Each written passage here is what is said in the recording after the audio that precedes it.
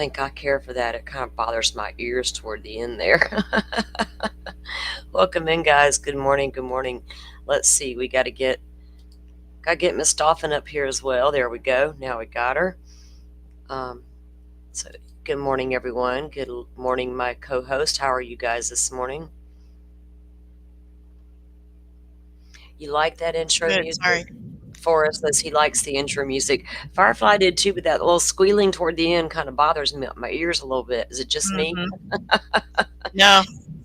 A little much. Maybe I'll play around. Yeah, when you got headphones, it's like, woo. I know that's me. Like so, I had to find one that just wasn't coffee in the morning in case we're not going in the morning. But I do have a fresh cup of coffee, so I guess it doesn't matter. But so um, we will attempt to get more through more of these documents today. I had a chance to look over most of them, all of them, and just kind of write down some specifics and stuff like that. But I'm still going through. We're going to read a lot of them together. Some of them aren't, just their standard stuff that we'll touch on. I'll let you know what it was about, but we're not going to actually spend any time on them because there's nothing there to spend time on. Um, Welcome in, Forrest. I thank you for being here. Bright Will, welcome in. We'll give it a few minutes to see who all gets in here. So, did you guys get through any more of the documents reading on them? Yeah, we did go through a bunch. Don't ask me which ones because I I know. don't know. But I think we briefly went through them all. Like most of those, the orders are short, and there's a lot of things that are really short. But there's a few that were like 50 pages. What was Oh it? The yeah, autism spectrum disorder one? yeah, Motion that was to. a pretty long one. That was a pretty long one. That was got some interesting stuff in there. There is some interesting stuff. The autism spectrum was 59 pages. We Yeah. may not read all of the pages, but we're going to read some of them, yes, because there are some stuff in there that I found interesting as well. I tried to make notes of stuff that of the documents I know I really want to go over, ones we can touch on later, and then also explain which ones were just standard filings of what, because these are all about the motions in limine that we've all been going over. The ones the state filed, the one the defense has filed, and then their replies back and forth to one another in their motions. And so a lot of that dropped yesterday. And then we came back live and read a little bit of that stuff with you guys. And then, yeah, so we're back. We're going to get back at it this morning for sure. My nose this morning, that it's like, I don't know if it's allergies or if they're getting ready to plant these fields out here, and I think they're going to do peanuts this year, and that'll mess me up all summer. The cotton doesn't, they switch off every year and do cotton one year, peanuts one year. The cotton doesn't bother me, but the peanuts are horrible. And I'm not even allergic to peanuts or anything, but it's awful on your allergies when you live right Colin. next. Yeah. Yeah. Well, when you live surrounded by 3 peanut fields, it's kind of hard to avoid it. You can smell them. My gosh, you can just smell the peanuts sometimes when they're out there. I don't have a problem with the smelling of the peanuts. It's just what it does to me is what is I don't like. But Spring is um, rough. yeah, I used to never have any issues like that at all. And now it's like the older I get, they start coming in. So start having them. It's one more thing to deal with, people. It's one of those things, right? Yep. So, um, Joe was doing his live this morning, reading some new documents that came down in Lori Vallow, and I was like, Lori Vallow, I can't get away from her in documents right now because she's brought up again in these Koberger documents. And because like I had said a long, long time ago about everybody was worried about, the prosecution not turning over stuff and blah, blah, blah. And I kept saying, well, in Idaho, they can get a sanction for that, like Lori did, and cited her a few documents back about that, as far as the documents pertaining to prosecution sanctions, and she brought her up again. And it turns out, because I kept trying to remember, what did the state fail to disclose in that case? I couldn't remember what it was, and I wasn't going to go back and dig through all my old stuff. But Ann tells us what it was. So the state had failed. The state had a batch of jailhouse calls between Lori, and I don't know if it was Chad or who they were with. They were just Lori, and They gave them up like a day, the day after their deadline was due or whatever, and that Hmm. got them in trouble. So, That was enough to drop the death penalty. That's wild. Hmm. well, the judge cited that particular reason as first and foremost, and secondly, the publicity surrounding the trial. Go figure. Huh. I know. And I don't even remember that much publicity. I mean, I guess a little bit. oh, there was a lot of publicity around her Idaho trials. She killed her children. There people that didn't follow the case don't realize how much was out there on Lori Vallow. There's a lot. We go over a lot of it in Joe's lives, but police interviews and all the different things. There's a lot out there. Still is. She had because that was one of Idaho's. That was like their first big case with mass publicity in it. And then you had Chad right behind her, and now you got Koberger right behind them. Um, so we will get started here. Dolphin had to go let the dog in. I let mine back in a few minutes ago. Yes, thank you. Guys, please take a moment to hit the like button. This morning I did give a little heads up to the membership tab about a little bit about what, a little snippet of one of the documents, and just like saying good morning. So you guys keep an eye over there on the community tab for the members. And we are working on putting together, I'm hoping that Saturday evening we'll have a members only live. Because where is this K-bar? What happened to it? Where did it go? What are the possibilities? Now I think that will be something we look at during that show, because I've got some things to talk about that may be of interest. So we'll do that on a members only live, because it's show our appreciation for you guys. I appreciate it. Okay, so like we said, there was a whole host of filings that came down, right? And like I said, a lot like Dolphin had said, yeah, they began to group them together a little better. She brought that up yesterday, like the defendants' replies are all together, states' replies are all together, and things of that nature. Now we did go over a couple of what was it, yesterday evening? We did go over a couple of these starting out. I don't really feel a need to go from top to bottom, because they're replies to each other. It's the information that's contained within the documents that I'm looking at. So I did make a list here and write some things down, and made sure I highlighted the ones that we do want to spend some time on.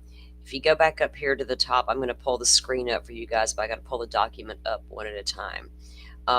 So the first few things they filed were last few things they filed on this end were some defendants order sealings and stuff, and it's just sealing the jury questionnaires and a defendant's reply on something, sealing the state's proposed questionnaires, sealing the state's supplemental expert disclosures, and order sealing the exhibits regarding the rebuttal. So we can't, those are like 1-2 pages, and there's nothing there to see. Those are just formalities for the judge. This one I will share, because so we'll all know who they're talking about. Because I think if we're following the case and the legal fight here, we need to know these things. This is a notice of an appearance that was filed, and this is for the Deputy Attorney General, and her name is Madison Allen, and she is going to be assisting with jury questions, or jury selection rather. So and they already had the Attorney General's office kind of working in hand with them for quite a long time now. That was brought out in earlier court documents that were filed. So this gives notice to the court and opposing counsel that Deputy Attorney General Madison, they list her state bar ID number, will appear as an attorney for the state in this matter. Ms. Allen will appear for the limited purpose of assisting Latah County prosecuting attorney with jury selection scheduled to commence on July 30th. Ms. Allen's assistance with the jury selection will include responding to defendant's motion to adopt voir dire procedure and objection to the magic question. The response has been filed contemporaneously with this notice. Ms. Allen will argue at the time scheduled to be in court. So she'll be like I said, she'll be arguing for the prosecution. And this magic question, right? And didn't we look up what the magic question was in jury voir dire? Yes, the magic question is, can you be unbiased, basically?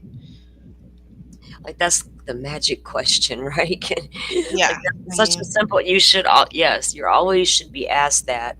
Though they are all asked that. So to be mhm, curious to see what this I guess she's got a lot of experience in this area, or she wouldn't be listed as this in this notice to help them out with that. So that's just who that is, guys. Notice of appearance of Allen. So to get that cleared up and to make sure we know what that's talking about.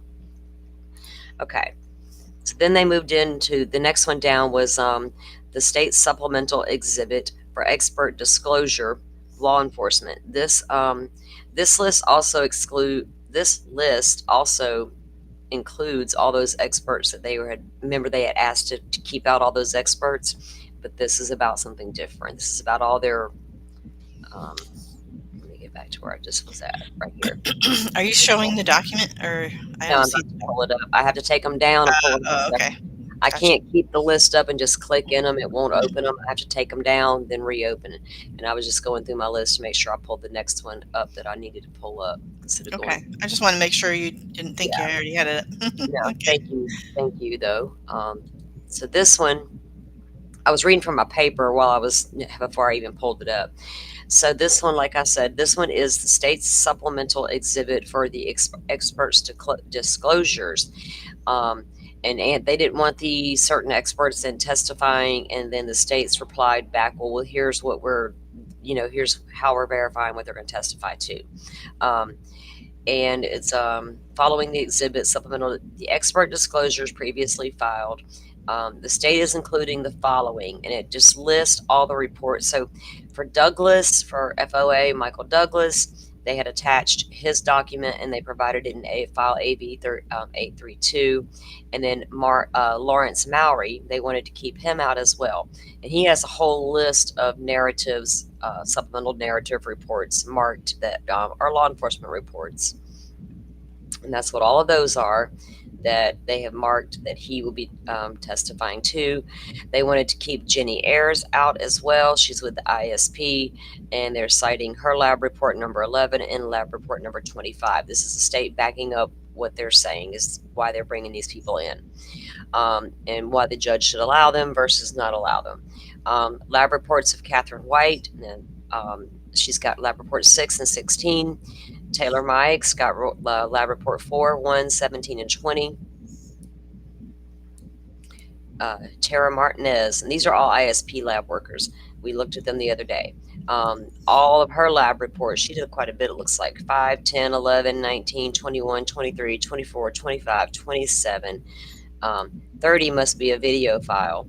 32, 37, 38, 39, 40, and 41. Because all these marked Bates here, and this is also provided in the AV file in number 38, 308. Okay. So the Bates are like statements and notes, documents, all that. And then you got your AV files are going to be your video files. Then you got lab reports from Jade Miller. There's a whole list of those. Then Ann Nord, Eric Seat. These are all the people that they were asking to keep out of the witness testimony, and these are the states replying back with all of their specific reports they would be testifying to. So that's all that one was about. I need to mark my list as we're going down so I can keep up with exactly where I was. Okay. I got to pull it down again, guys, to reopen the next one. So I don't have but one monitor, and I'm not even trying to fuss over getting a second one right now. I am hardwired in today, so if I don't cut out, you guys let me know. I hooked that shit up yesterday after dinner. Didn't have time in between my lives. I was like, wait, I didn't even do anything yet. I think I had time for a phone call with someone, and that was it in between those lives. So the next one that came down that I wanted to go over was, this really is a short one as well. It's let me get down here to that one. This is the exhibits regarding the rebuttal and expert disclosures. Okay, we'll pull pull that one up because it's a short one as well. It's just another formality filing pertaining to who was this one? Because I had it wrote down as well. Oh, the Darren Gilbertson, the FBI agent, Hill, and all them. Okay. So this one is based on the state's motion to seal supplements regarding the rebuttal, and it's just an order to get those sealed. So that was not even the one. Okay, that one ain't even worth looking at. All right, so here we're going to go down to the next one that is. Let me pull it up the right way.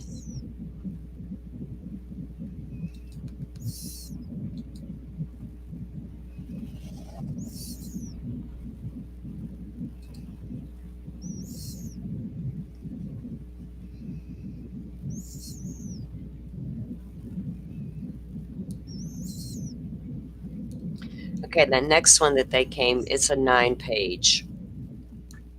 So this one is the state's reply to the defendant's objection. Let me get it up there if you guys can see it.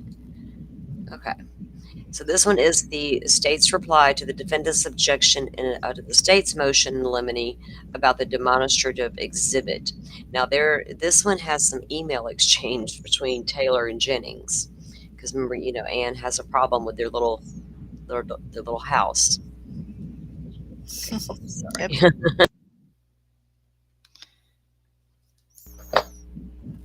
Oh goodness. Okay. At the outset, it is necessary for the state to clarify the history between the parties on the issue of a 3D model. It is true that the state's initial plan was to ask for a 2-scale 3D model of the King Road home or residence. As part of that, and at least partially in response to Ms. Taylor's October 2023 request for additional information, the state initiated inquiries for underlying supportive data for its own review and to share with the defense. Eventually, the state realized there was not any need for a 2-scale model and ultimately settled on proposing a not-to-scale model. I wonder what made them decide that. Yeah, that's weird. Well, maybe after just concurring with, experts in the field, maybe they decided, oh, okay, we don't, this over here will work just as fine. We'll see. While the emails the defendant attached to his objection make reference to a scale 3D model, the defendant neglected to include the balance of the email thread, which includes emails between Ms. Taylor and Ms. Jennings on February 4th, and emails between the undersigned and Ms. Taylor, which is going to be Bill Thompson, from Ms. Taylor from February 28th and March 4th, where the state advised the defendant that the state had finally received supplemental information regarding the 3D model, and that the state was electing to use the 3D model as a demonstrative exhibit for any witnesses who might talk about the residence, and not an actual scale model. See the full email thread attached, and we will. Because remember, Anne's got her problem saying they didn't, not turning over information about it properly and all these things. Ms. Taylor's response to the state's inquiry regarding any concerns the defendant had about a demonstrative exhibit not to scale is merely that she continues with the same objections as we discussed and I expressed in email exchanges with Ms. Ashley Jennings. The defendant's same objections are reflected in Ms. Taylor's February 4th email. Specifically, she says, the issue I have is in the building of a 2-scale model. Emphasis added. So she says she had a problem with the way they would build a 2-scale model. Okay. Now the defendant argues the same objection to a not-to-scale model without recognizing the difference in the standards for demonstrative evidence. Good morning, Rachel. Welcome in. Thank you for being here. Welcome in, everybody who's just joining in. We're going over the latest in the Kohberger documents that were dropped. It's our part 2 from where we started yesterday evening. Okay, so as the state outlined in its motion in limine dated February 21st, 2025, the demonstrative illustration exhibits are properly admissible when the exhibit supplements when these supplements the testimony of witnesses or assists the jury in obtaining a better understanding of the facts and the issues. Professor Lewis is the Idaho Trail Handbook. In his Idaho Trail Handbook, cites masters and other case law referred to by the state in motion in limine. Y'all, I'm not feeling like I'm awake all the way today. Professor Lewis adopts the above from the masters and continues. Exhibits are admissible for demonstrative purposes when they do not illustrate or make clearer some issue in the case or where they are such character to prejudice the jury. The appropriate tests in Idaho are Evidence 403, balancing and probative value against the dangers of unfair prejudice, distraction, confusion of the issues, waste time. A diagram offered for illustrative purposes needs only to be relevant to illustrate a witness testimony. It does not have to be shown to be precisely accurate or consistent with the testimony of other witnesses. Okay. The state respectfully admits that a not-to-scale illustrative model is no different than a diagram or handwritten sketch or of a floor plan. And I agree, that's better. Or a floor plan, see Exhibits 5 through 8 presented to the grand jury in this case. So the grand jury got hand-drawn sketches in the floor plan. They didn't get no dollhouse. The state recognizes that it will need to establish a foundation that the 3D model fairly depicts the or represents the floor plan of the 1122 King Road home on November 13th. And the use of the model will be helpful to witnesses in explaining their testimony and to the jury to understanding the evidence. Based on the above, the state asked the court to issue an order allowing the use of the 3D model scale. So let's get on down here to these emails and see what we got. I didn't read them all. Okay, so this one is to Bill Thompson from Ann Taylor. Hi, Bill.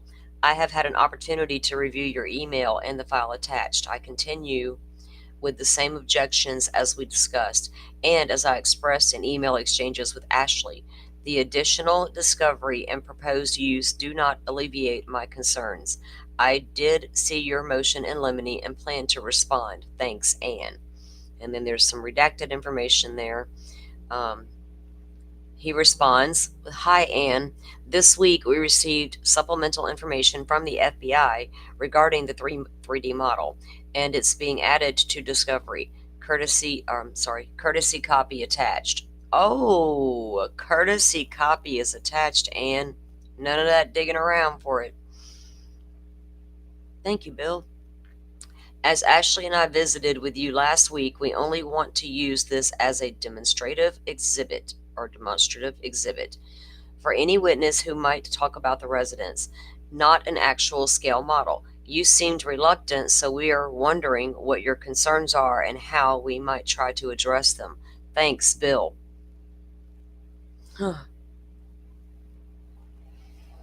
This message is confidential and legal. Okay, that one, and this is from Ann Taylor.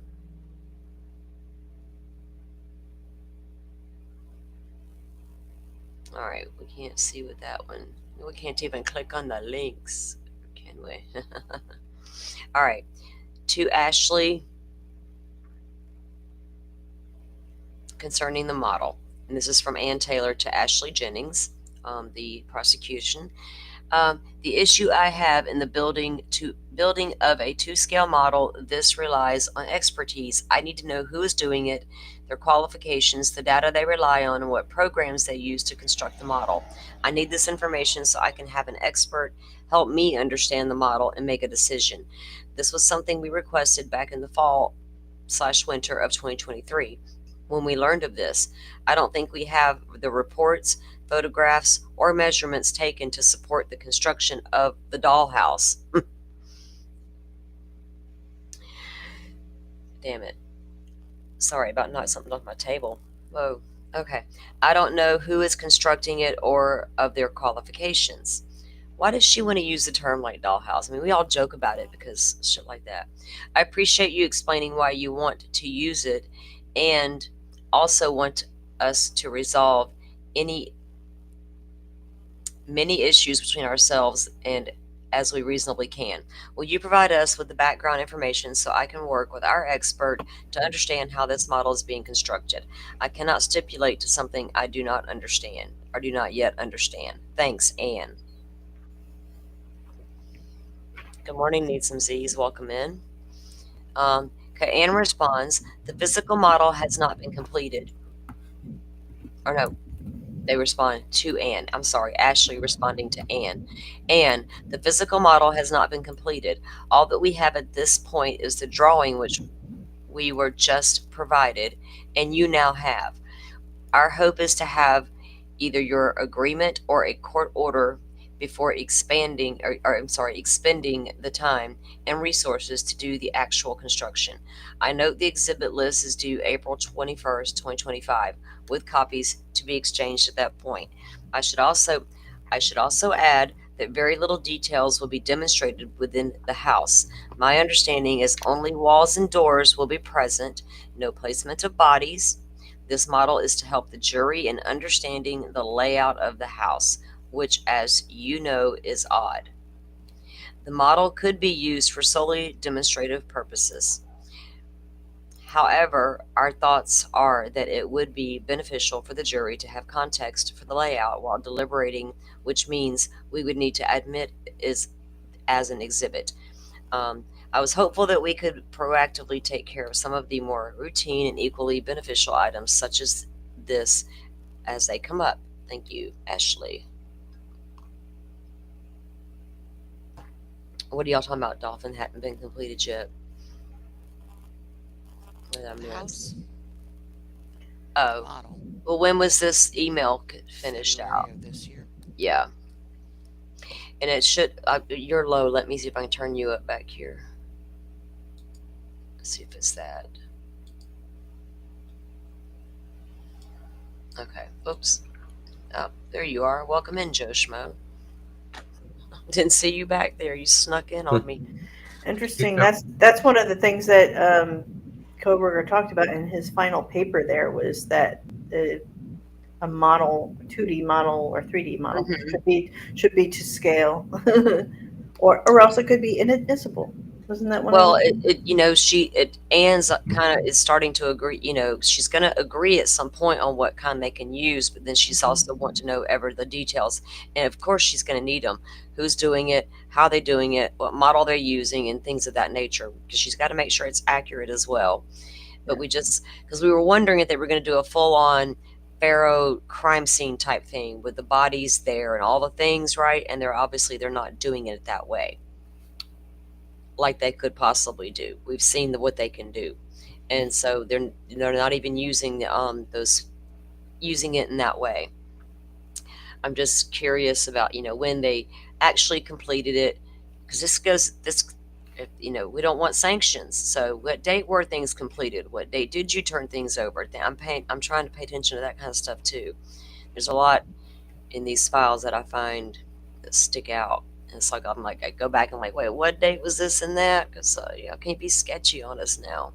I don't care which side you are.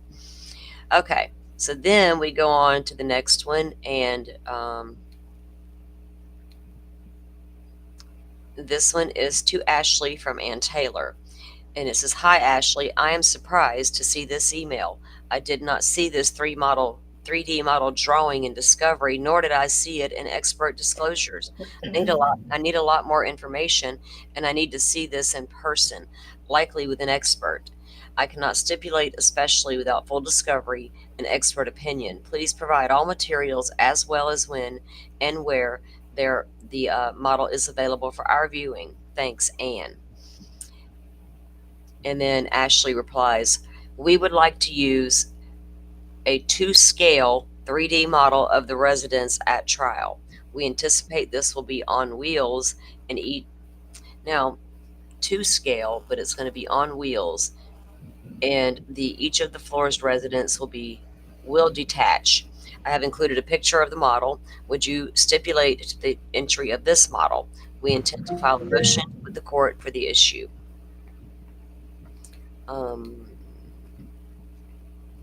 That one, we can't see that. And that was like the end of that. So what do you guys think? They were communicating with it about it, getting, do you think Anne agrees or agreed? She knew there would be some sort of model used. It sounds like she was also, wanting her information she deserves to get on it, but was she looking for a little more too to see what angle she can go to attack it? Probably, yeah. I don't think it'll be kept out. I mean, that's it. From what they're describing, they're going to use it for. I understand it. Is because you could easily throw up the floor plan of the house. It's going to be the same type situation, but you got to get to see it in a 3D version versus a floor plan, right? Is that y'all's take on that? Yeah. I think the Pharaoh scan's going to be the best thing, anyway. Well, I would, yeah. We haven't seen anything come out yet about any type of crime scene recreation with Pharaoh yet. Yeah, didn't you show like a little blurb on Pharaoh scans a couple of shows back? Oh yeah, You can take an entire tour of the inside of the house and the outside if you have a Pharaoh scan of the outside too, they digitally. did all Like that. you can put up a big monitor and Mhm. people We've can seen it, actually. and we have watched demonstrations on what Pharaoh can recreate. The one that Dolphin and I, our favorite one, is that they go into a barber shop. I mean, the body placement, the blood placement, everything is there. If it's Pharaoh'd while the crime scene's still intact. I know Madeline Soto's was. We know they went back into the house after they boarded everything up, shut it all down. They go back in months later, and we have video footage of them out there with full-on Pharaoh scans. That's when we end up seeing that cutout in Maddie's wall. Is when that happened. Now, this 3D model isn't relying on Pharaoh scans. This is a whole different thing. So they haven't even brought up, because it says right here, no body placement. No placement of bodies is in this document. So that's, you know what I'm saying? You Dolphin, you understand what I'm saying? Maybe she's still going to get Pipsqueaks calling her right now, y'all. But yeah. Oh, no, I understand. Sorry, putting cream cheese on my bagel and then typing to Ooh, people in chat. y'all chatting it up over there. Well, thank you for chatting with the chatters while I'm talking away up here. Hey, Miss Shorty, welcome in. Thanks for coming in. Yeah, so that is that document. They're going to argue about. I think it'll come in. I'll be shocked if it doesn't. It's just a demonstration of the house. And I think it would be important to understand where the perpetrator entered, possibly where they think, when they're laying out their theory, the state of showing where the two victims were upstairs, the two on the second floor, and that thing, all that good stuff. God, that coffee's good with that chocolate covered strawberry and the cold cream I put on top. That is really good. I'm sorry, y'all. Okay. So the next one that they had that I looked over was the state's reply to the objection of the self-authentication records. Now we went over that one yesterday because that one contains the black balaclava purchase at the Dick's Sporting Goods, and it was like 70 pages long. That one didn't contain the information about the bear spray, all the stuff that was in the trunk, right? That was not in that document. Or am I mistaken? Because I don't recall seeing it in that document. I don't recall No, it in there wasn't either. Wasn't in that one? Yeah, because we're not going to pull that one back up and go through another 70-page document that we've already looked at. So in case you guys were not here yesterday, we, let me do this for 1 second. We did a show yesterday evening, and it wasn't terribly long. You're welcome to go back and review last night's show. But we went over this document, and they have documentation where Brian Koberger bought this black balaclava back in March in Pennsylvania. Let me see. Let me get this real quick. I need to get me a little highlighter dot so I can stick right next to my notes on my screen so I can go right back to where I was a second ago. Okay, this is where I've been. This one, sorry. This is where I'm at. Okay. Because I'm going to show you guys something if this is the one that's got it in here. In case you missed it yesterday. Y'all, I found one on Canva to throw in my thumbnail. Did y'all notice that?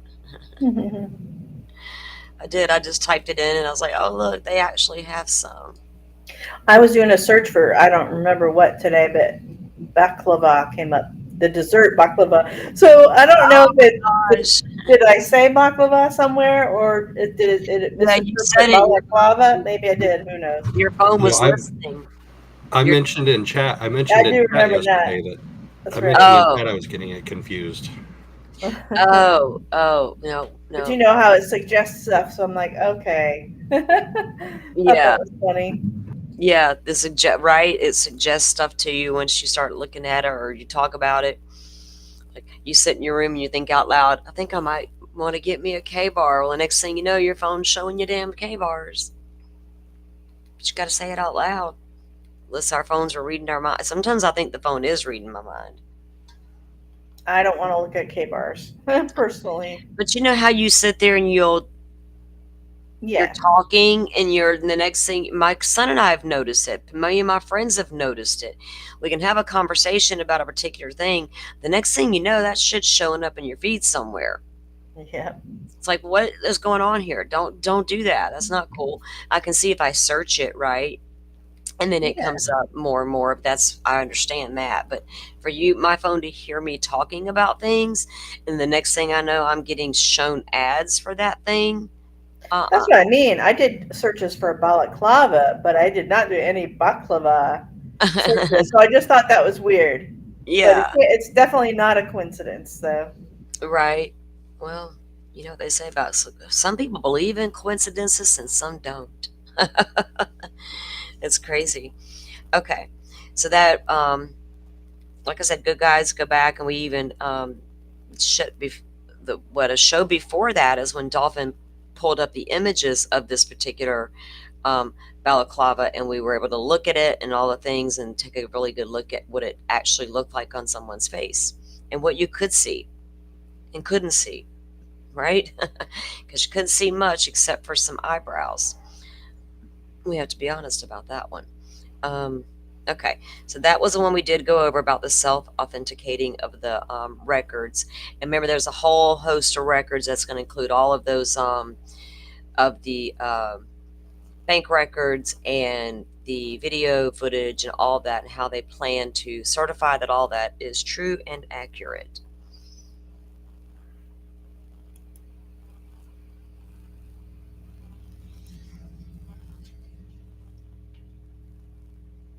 Okay, so now we go to the next one they had up, and this is going down into the text messages. Let me get the screen back up for you guys.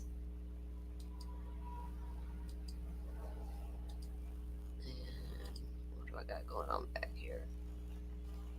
Okay, guys.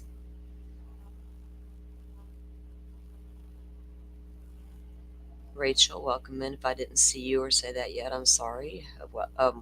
Appreciate all you got, Young Black Economists. Thank you for being here. They knocked down the house to benefit the pocketbooks of the landlord. You know, nobody fought legally on either side to keep that house standing, and Ann Taylor sure could have. So I don't know. You know, I see that if they gave it away, nobody wanted to keep the house standing, and they were done with it on both sides.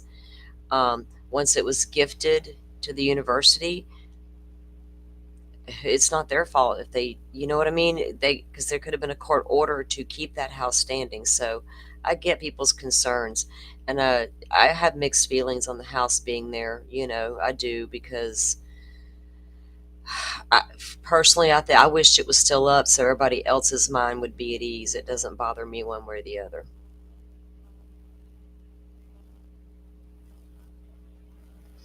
Yeah, well, Anne says she's not receiving a lot of things. That turns out Anne's been receiving a lot of things a long time. She even states that in the documents, you know, pointing out how far back they got them. We just started the stream, hun. Today's stream. We didn't start till noon, young black economist. Okay. All right, let me get back to this. Let me get the screen is up. Okay, I'm good to go. I'm not forgetting to do something important. Like I said, this is the state's reply to the defendant's motion in limine, and it concerns the text messages and the testimony. And there's some new diagrams that were thrown in here. We've already seen, if you've been with us and been reviewing all the documents that's come down over the past, last week, 2 weeks, we reviewed all the girls' text messages, the 911 call that's been presented so far. And then the defense filed a motion wanting to keep all that out.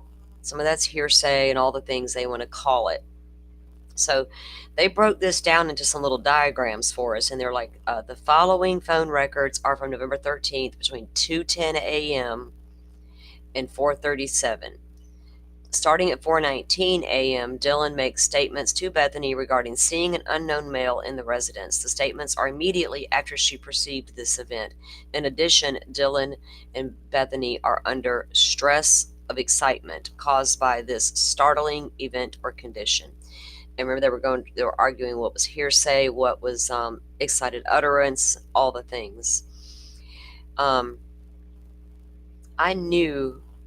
Okay, so at 2:10 a.m., which is still baffling to me why DM did this, but she text messaged the driver who brought Kaylee and Maddie home approximately 20 minutes before this. Is that right, guy? One of my team members here, then they get home a little before the 2 a.m. mark. 156. Which one? Yeah. So 156, so like almost Yeah. 20 minutes. Okay. So like 20 minutes later, Dylan's texting him, is he out driving? And he responds back to her at 3 minutes later and confirms to her that he was driving.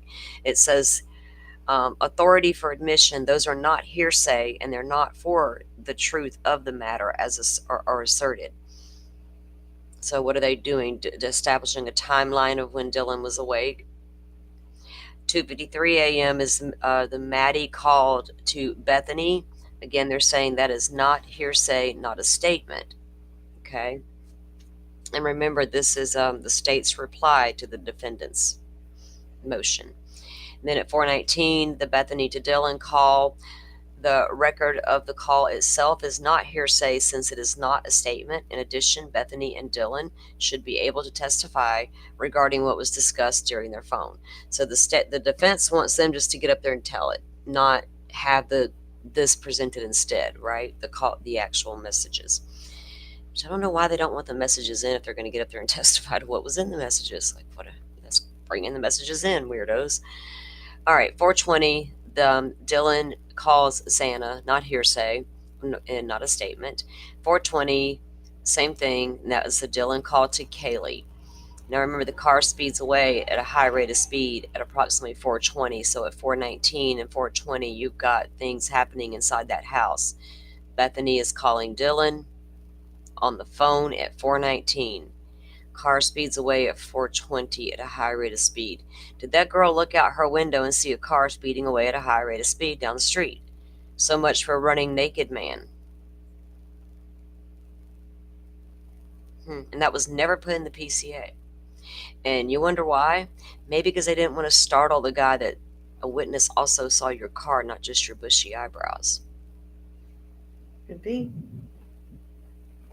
I don't know if that happened or not. I'm theorizing right in my head. The timing is what got me, right? So then at 4:20, Dylan calls Xana. They know something just happened and ended. They remember she saw him walk toward the slider, and now 4:20, he's speeding away, and there's activity. Dylan calls Xana, then she called Kaylee, and then at 4:20, she calls Bethany back, and that lasts for 41 seconds.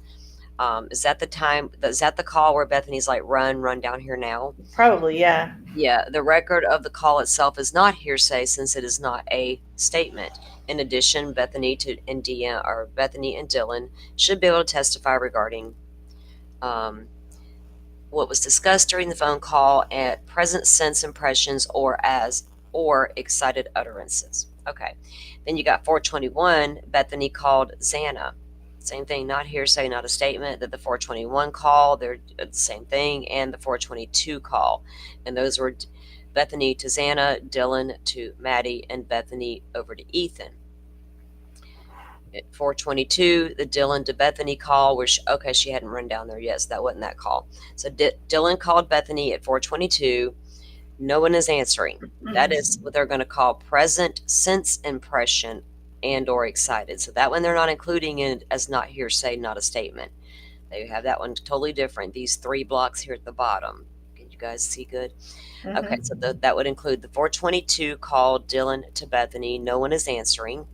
422, Dylan to Bethany. I'm really confused. And then at 422, Dylan over to Kaylee, and she says Kaylee, and that's the text, right? Those are your texts to them.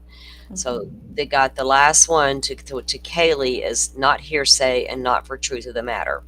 But we have the 2 at 422 are considered present sense, impression, or excited utterance in their view, right?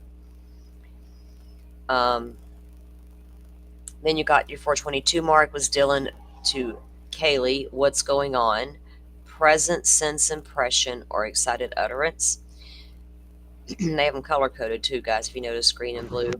So you got your 423 call where Bethany outgoing messages to Snapchat. The record of this message itself is not hearsay since it is not a statement. The content of the message would present sense impression or impression. Okay. 423, you got Bethany back over to Dylan. Yeah, dude, what the fuck? That is that they're saying is excited utterance and or present sense impression. What is Bethany Snapchatting? I mean, At that time of the morning, I don't know. I want to have faith that in good faith that she's messaging someone that may offer good advice. but what are you doing? What are you know what I'm What are you saying? saying? Did she snap one of the sorority sisters? Do I have permission to call 911? Which is utter bullshit to me. I don't give a hell. Like, I don't like that there's no resolution. Like, these text messages go to a point and then there's no resolution. Then we hear 10:30.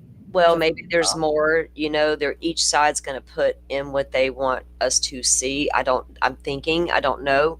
Because each time they came out, there was a little more, right? A little more. Yeah. So is there more still? But it doesn't make sense.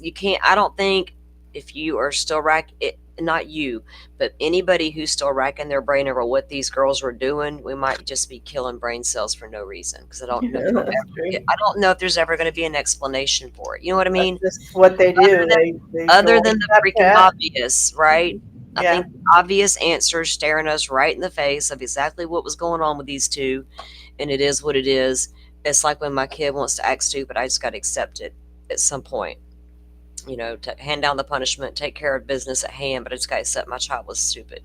I mean, these people this age, they grew up with Sorry to use that social word, media. somebody. They grew up with social media all their life, so like that's all they know. So they're under stress, so they go on social media. But at 4:23, 3 minutes after a car know. speeds away, and you're snapping or you're I communicating. know it's weird, but I mean, Excuse me. The Snapchat is off to me because it's not off to me if it was reaching out to another friend saying, hey, Yeah. weird shit just happened. What did that message say, and what did that friend or yeah, for some reason they didn't give us the message. We don't know what they said. was it well, It just says outgoing message. How come they didn't give us? how they disappear on the Snapchat is that they're not encrypted to the point. I think law enforcement can still recover them. Yeah. So we'll have to wait and see, but I think that the cold hard truth sometimes is just the cold hard truth, no matter how whether we want to accept it or not. You know what I'm saying? That it's just something ain't right with these girls, and it just is what it is. It's drunk. But still, I'm with you though. Who are you Snapchatting at 4:23, and what did that pertain to? If you were at a state where you're already alerted that something is not right, That does bother me. Yeah, who Fortunately, did you snap and did they yeah, I respond? can't lie. I can't lie. If something bothers me, it bothers me. So, again, that was me talking to my kid. Don't do that stuff. Don't get on the Snapchat and start snapping your friends. I First mean, call the 911, then you go snap your buddies. Because I know y'all got to have that phone in your hand, film it, all for that all kind we know, she snapped something, but people were asleep and didn't see it till the morning. You know what I of. It mean? could Like, have been an image, a picture. yeah, Wait, though. But of if you're, what? no, you don't Snapchat a selfie in the middle of I'm a little frightened. No, Run down here now. Let me snap no, but you're that's not. what Snapchat is. It's photos. No, And no, it can be photos, it can be private messages to people. You don't have to. Me and the kids have I guess Snapchat. that's true. I guess that's Yeah, true. I don't have to go on there. And me and my daughter she would just sometimes send me photos of my granddaughter before she puts them on social media because she's got her shit locked down. You ain't getting her kids' pictures. She'll go through the internet and find you. But she usually will send me something first. Grandma, heads up, look at this. We don't have to. It's a private message. But ours aren't set to disappear instantly. I think it's like 24 hours, then they'll disappear. Now, whether that's recoverable or not has been a big debate in this case with armchair detectives. I can't tell you either damn way. You know what I mean? Even the pictures you upload on your snaps, you can set your limits if they disappear instantly, if they stay up for a bit. People usually leave their little stories up. All that I'm sure can be recoverable. But as far as your little messages to one another, that's how cheap, because I thought for the longest time Snapchat was for like a cheat. I always heard it was a cheater's app. And my son had it. I was like, why you got that app for, son? I heard that's like a cheating app. He's like, no, mom. I was like, well, how does it work? This was years ago. But you could put your private message on there, and once that person read it, it disappears. Your spouse can't pick up that phone then and look at your message because it's gone. I mean, well, that's why you thought it was a cheater app, I guess. You know what I mean? Exactly. That's what that's what I'd heard about it, right? So then, but My that's how. one daughter used to snap me every day, like every single Mhm. day. Right. But you can set your limits on if it disappears instantly Yeah. or if it sticks around a little bit longer and things of that nature. And you don't have to actually send a picture or snap anything to private message with one another. So, so who knows? Did she Snapchat a photo like you're speaking about, or did she get on a message with somebody and say, something ain't right in the house? What do I do? And they didn't respond, so she just let it go. 4:23, Bethany over to Dylan. Yeah, dude, what the fuck? So 15 seconds after the Snapchat, mind you. That's excited utterance and or present sense impression. So 15 seconds after the Snapchat. Did Dylan snap something down to Bethany? No, because it's Bethany's outgoing. Odd. I got to get off of that or I'll stay on it for a while. Okay, I'll let it go for now. 4:23. 28, like the seconds. Okay, Bethany over to Dylan, and she's referring to Xana was wearing all black. So I think that's when Dylan had said, I see somebody wearing all black, right? And then did like Dolphin and I had discussed that. Dolphin brought up that great point too. And then did Bethany say back, well, Xana was wearing all black?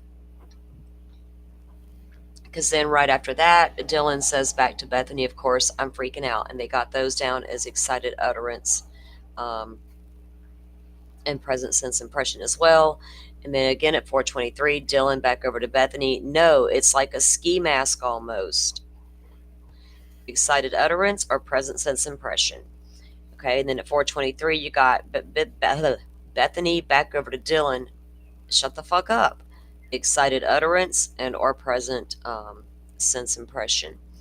For some reason, maybe if I scroll, I was about to say my restream is not keeping up with my chat the way my phone is, but because I didn't scroll down. Bethany to Dylan, perhaps. Which one, Miss Shorty? I'm sorry, I should have been. I usually stop and chat a lot more with y'all. Then I'll keep y'all here all day, but I hope you don't mind. Dolphin says, keep in mind this original motion in limine was the state's, and they wanted these messages to be included. That's right. And they're replying, right, Dolphin? Dolphin's not feeling well this morning, guys. She's in and out. Sorry. No, you're here. You're good. Great comment. So, to just to get you guys caught up to speed, we are like I said, all these motion and limines were filed in the beginning, and they've been going back and forth with their responses. And so this, like Dolphin says, keep in mind the original motion and limine was the states, and they wanted these messages to be included in the trial. And then the defense said they didn't want them in. And so they were trying to decide what they are under Idaho code, if they're admissible or not, and that's what they're referring to in the right-hand column. Right, Dolphin? Did I explain that good enough, or I want to elaborate it, do a better job? I'm sorry. Sorry, I was typing. What did you say? You're good. I was You just were trying to explaining the explain it. sheet? Yeah, just to them, right? So the right-hand Yeah. column is how they're explaining what these individual statements were, Hmm. because the defense is also in rebuttal to the states wanting them in. The defense has come back and said, no, we don't want them in. Yeah, and also these are color coded. Everything in Yeah, blue is from Bethany, everything in green is from Dylan, and the state is just being petty and literally putting that this is the reason why this particular line should be brought in. right. Yeah. Yeah, they're going by line, and and that's how some are listed as not hearsay, not a statement, and then some are being listed as excited utterance and or present sense impression. And we went over that, what those meanings were, those terms in our previous lives. I really got to organize that playlist for you guys. I am so sorry. I suck at that, and I do have to do better at that. Dolphin's going to get me soon on that, I'm sure. She's helping keeping me straight on that end of it, thankfully, because she's way better at it than I am. Um, she gives me good advice. So yeah, okay. As we explained, that's what's going on here, and these are just going over line by line what they are trying to get in. They have the landlord's agreement and car information and cell phones. What are they keeping? What are you talking about? What am I missed? They have the landlord's agreement and car information and cell phones. What are they keeping for for proving involvement? I don't. Can you elaborate, baby? I don't really know what exactly you're pertaining to, and I don't want to misunderstand it. Okay. Um, who's getting pushed back in negativity? Let's see. What is that about, Dolphin? Oh, just Dylan. Scroll back up a little bit. Oh, because of Dylan's flip floppiness, we'll call it. Well, the not calling 911 Oh, needs some Z's. Well, for you, all if the you've got things. timestamps, 12:50 p.m. Yeah. Yeah, all the things about Dylan not calling. Yeah, I just don't even know what to say about any of that anymore. Like I said a little while ago, I think it is what it is at this point. Also, Bethany is the one who was calling her parents. They both reached out to their parents.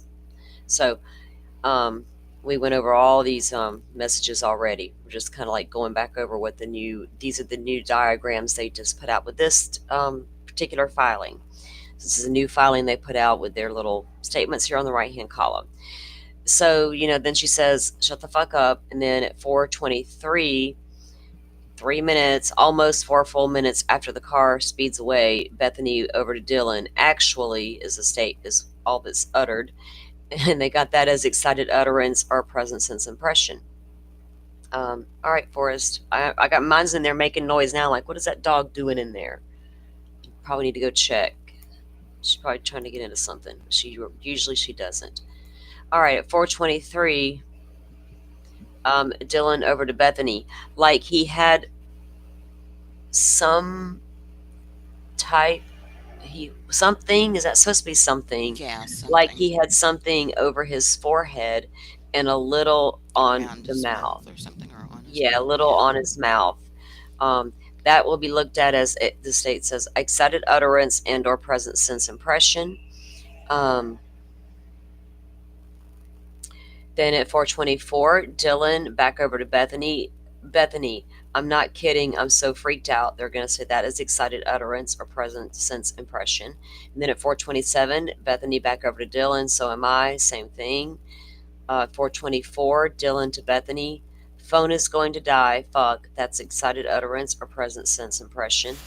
Then at 4:24, Bethany over to Dylan, come to my room, excited utterance. 4:24, Bethany to DM, run. She's like, come to my room, run down here. Those three are excited utterance. Bless you. Thank you. And then we got 4:24, where Dylan calls Ethan. And they have that listed as not hearsay and not a statement. And then the 4:24 a.m. call are Dylan to Bethany. So 4:24:22 run down here is at 4:24:27.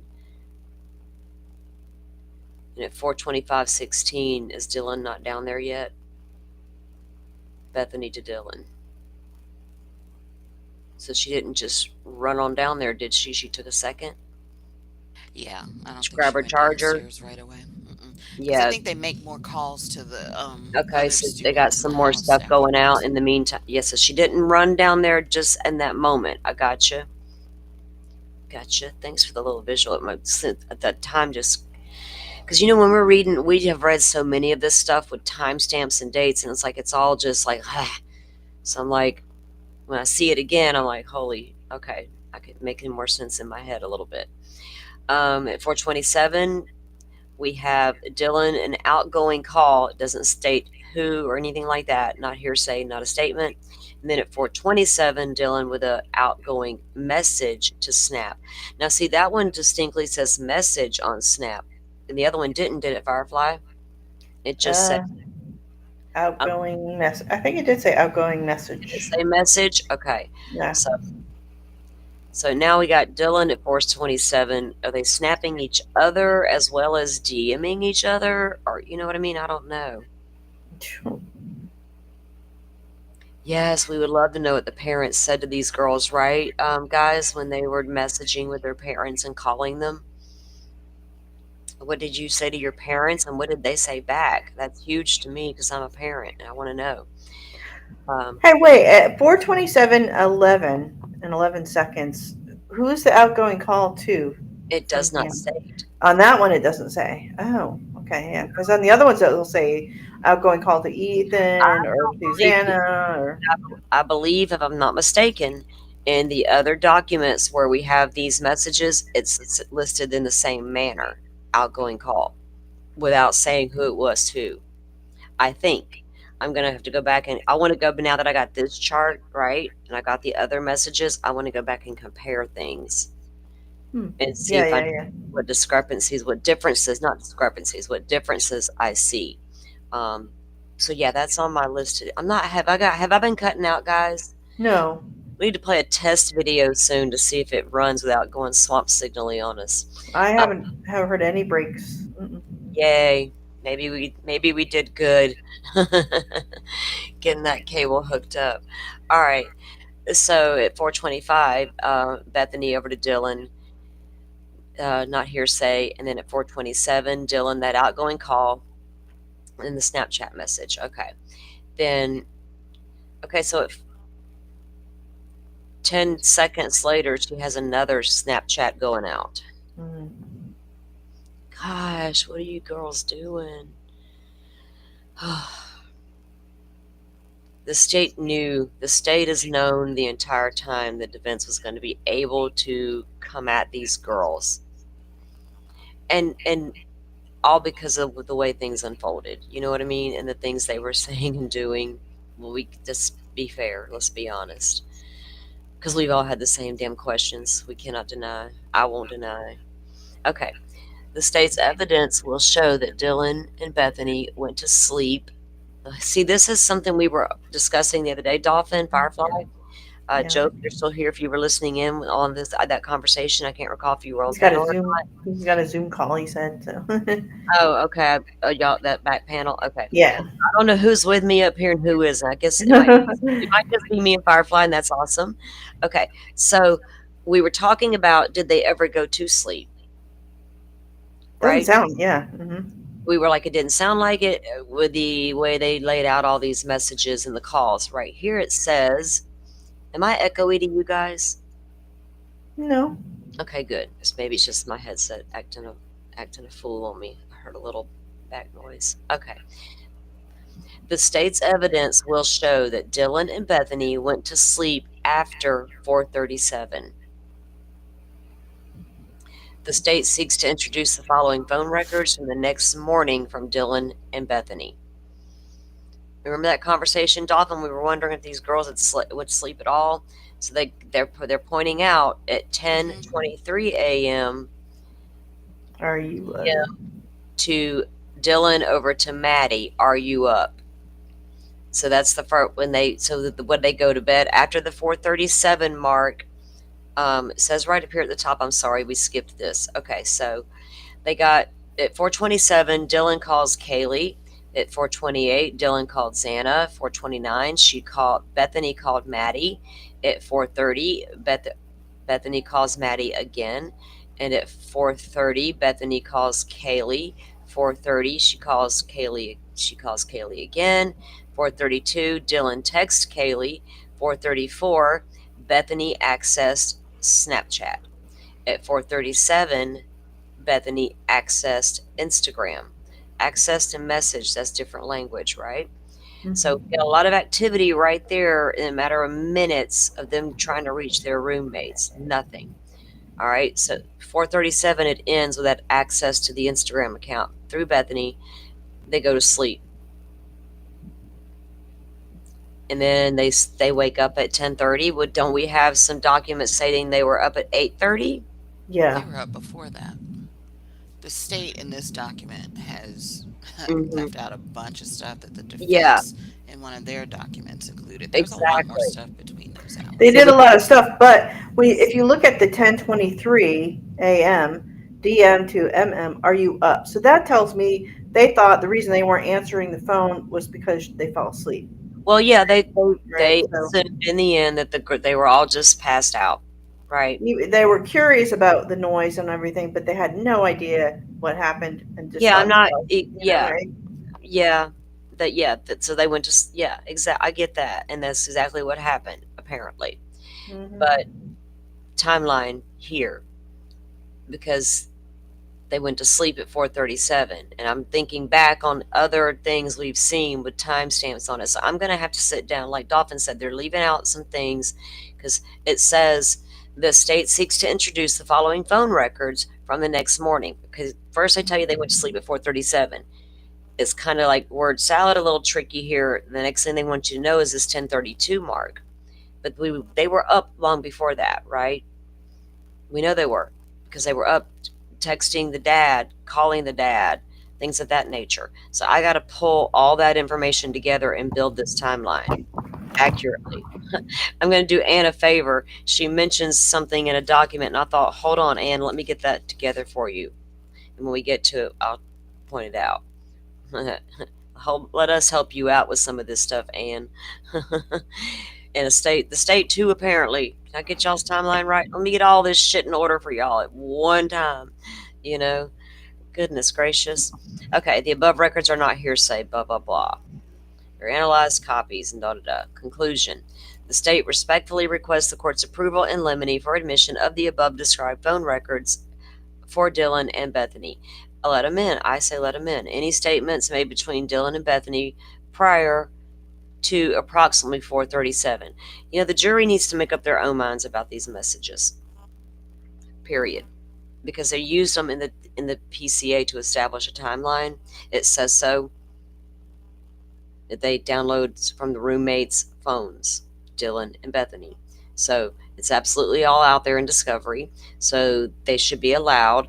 And if the state, the defense has the right to cross-examine them. It is what it is. They're going to bring in their experts to testify to Dylan's state of mind that night. We read that yesterday, right? Wasn't that in that document about her intoxication level and what all she drank and witness reliability and things of that nature? Okay, so that one was our reply to the text messages. Let me check on chat and see what's going on here real quick. Yeah, guys, what time is it? 1 o'clock? I don't have nothing else going on today, so if y'all don't mind hanging out. Thank you for being here. I appreciate it. Welcome, Black Hawk. Thanks for coming in.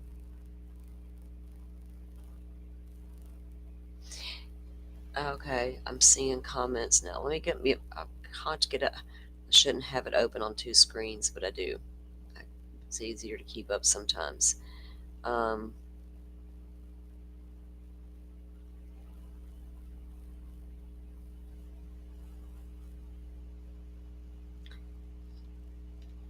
I was trying to scroll back up in the chat over here so I could show you guys, but I can't find it now. But I see it on my phone. Blackhawk said, could be this is where they were confused. Is there a prank, or do we have someone in the house for real? Right? They are trying to trick us and get us to come out and scare us. That's what people have alluded to, including Kaylee's dad. Was it a prank being played? Were they unsure? And I think you were here when we read about the intoxication level of Dylan, her jug of stuff, her concoction of stuff in her jug. Um,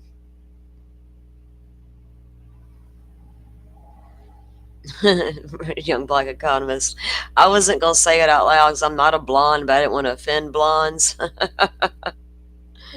My sisters are blonde. I am not. Never had a desire to be. But yeah, exactly. Young, naive, all the things, right?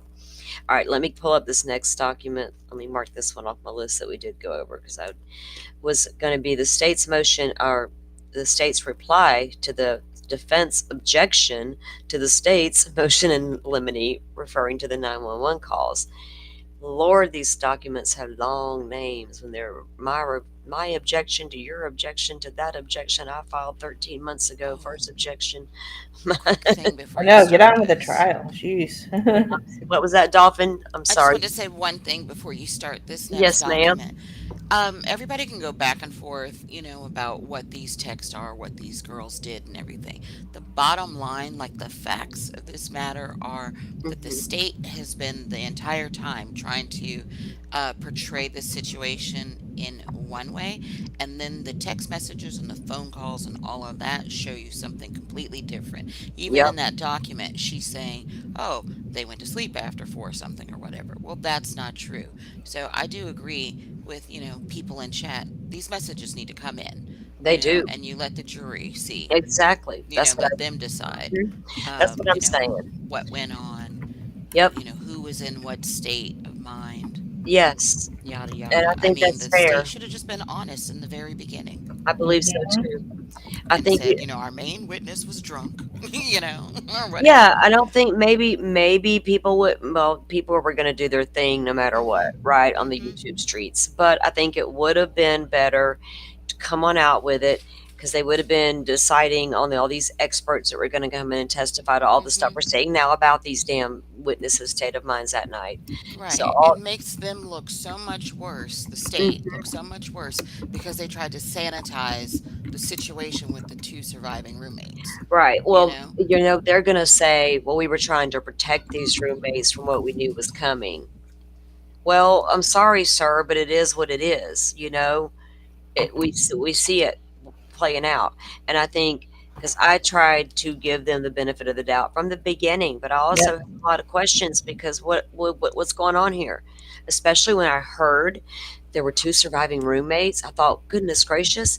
In my mind, I automatically thought, where were What those did they know? roommates at? No, in my mind, I'm thinking crime scene. I went right there because all I saw was this picture of this house on the TV. I didn't know what the inside looked like.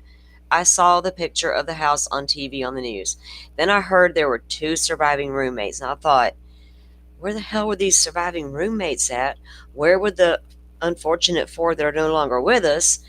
Where was this? What happened in that house? That's where my mind went to. Just like when I heard Elizabeth Smart disappeared. How'd they Mhm. make entry into her home? Through the garage door into a side door that wasn't locked, right near her bedroom. Mhm. My mind goes to the a weird place all the time. I don't go to this. You know what I mean? That's my first place. And that was an inside job because wasn't it a worker, somebody who had been working on the Oh house? yeah. Oh yeah. Yeah. Yeah. And Yeah. so he probably left the door open or No, somehow he hadn't been planned there in it. a while. They just had a hat. Look, they lived in a safe neighborhood. He explained it. The dad, a lot of people are like this still back in the 80s, and some people still are today. I'm not that person. The door was unlocked. You live in a safe community, a gated community. You think you're safe. You are naive if you think you're safe with an unlocked door in 2025 or any time. I don't care what kind of cameras we got outside or what I got by the bed. The door need to be locked, right? And that door was not locked. So, but he did know the layout of the home, right? He knew where Elizabeth's bedroom was, all the things. Because yes, he had been in there multiple times doing work around the house for the dad. It took the little sister months to remember that voice. And after months of not being pressured to remember the voice, and she got a little bit older, it dawned on her who the hell that was in that room that night. And she told, and lo and behold, he was the guy. Isn't that crazy? And Elizabeth Smart, thank you, Jesus, is doing beautifully today. Wonderful soul. I've put some stuff out here on my channel about her. She co-hosted for Ashley Banfield, or no, substituted for Ashley Banfield one night. Did an amazing job on that show. I cannot give that young girl enough prompts on my channel. So we need to get on with this. I'll go into Elizabeth Smart and want to show y'all all kind of shit. She's badass. Talk about owning what happened to you and trying to help others. Yeah. I got mad respect for Elizabeth Smart, and I followed her case from the day that baby went missing, and she was gone for 9 solid months, almost hidden in plain sight. Sebastian, let me say this. I hope he's found, like Elizabeth, and whatever the hell's going on over there with SF Investigates and the rest of that. I don't even know what the hell the green team is. I haven't looked in a long time because I don't want to look at that disgusting shit going down over there. Now we got accounts disappearing off Twitter. You know, people with insider information and videos and all the things gone. All these adults having games on their YouTube channels with each other who are on opposite sides of Katie and Seth. It's disgusting and it's disturbing, and I don't want to look. I'm going to refuse to look. But please remember Sebastian Rogers, guys.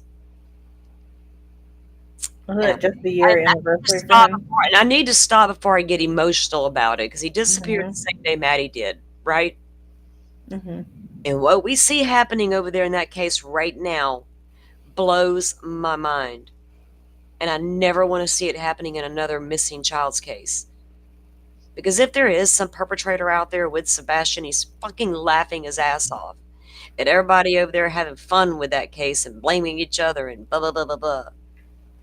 And you got the investigator now at odds with some of his new best friends, deleting his account and all these things. It's not about any of y'all. I don't give a shit who you are. Investigator, YouTuber, best friends with the parents now. I don't care. It's not about none of y'all. It's about that missing child that walked out that house that night and fell off the face of the earth. And now that the season has changed and the hunters are out, will that poor child be discovered out in those woods finally?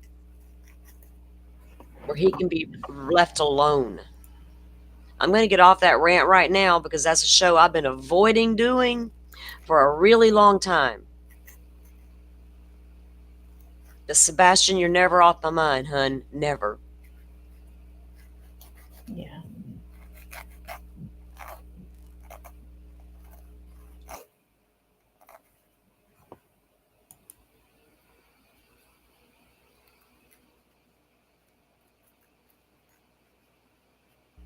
Sorry, guys. I think part of that was my own emotion coming through because tomorrow is going to be a heavy day for me. And I can't stand when those missing kids get dragged through the mud like that case did, right? So y'all pray for him. Whatever you do, believe in, do it. Send him good vibes. So if he's out there, maybe he's okay. And if he's no longer with us, I pray he's found soon so they can lay him to rest. So he can then rest easy. All right. Back to this damn 911 call shit. All right. What are you eating? Who's eating? What are you snacking on over there? Okay. Okay, did I get it up there? Yeah, you guys can see it. So this is the state's reply to the defendant's objection to bring in the 911 call, right? Um, yeah, adults need to be adults. They darn sure do. Do they even know how, some of them? Do they even know how? I give up. Thank you, Miss Shorty. I appreciate you. Sinead, thank you very much, guys. I'm good.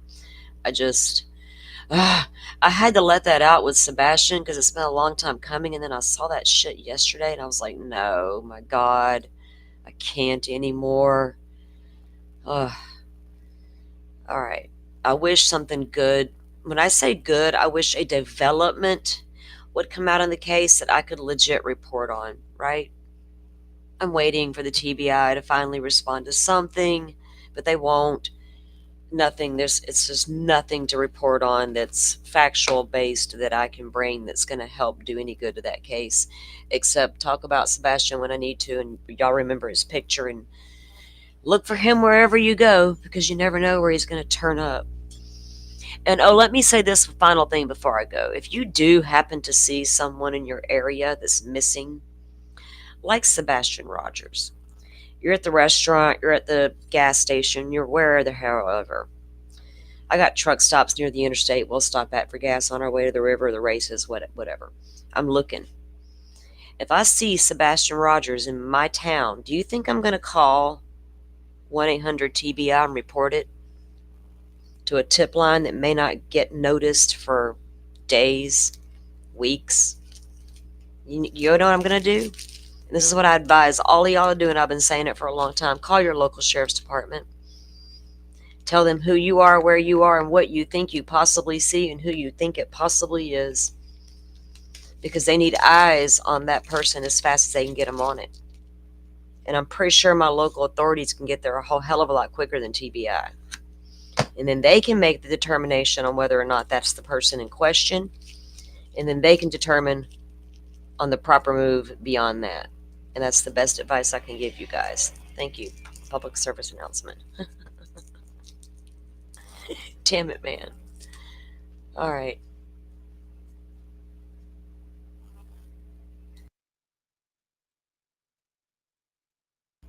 All right, y'all, thanks for letting me rant over. We got to get on with this. Okay, this is the motion in limine. The state's reply to the defendants because they don't want to bring it in. And the defendant relies on Dylan and Bethany's actions from the night before to support his argument that the statements on the 911 call cannot be excited utterances to present impression or present sense impression. Sorry. This is misplaced. The excitement leading up to and during the 911 call was not caused solely for seeing a male in the home the night before.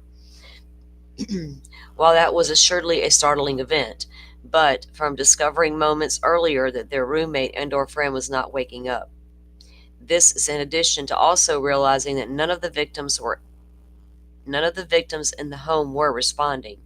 The entire call should be admitted, though, through the excited utterance exception to the rule against hearsay.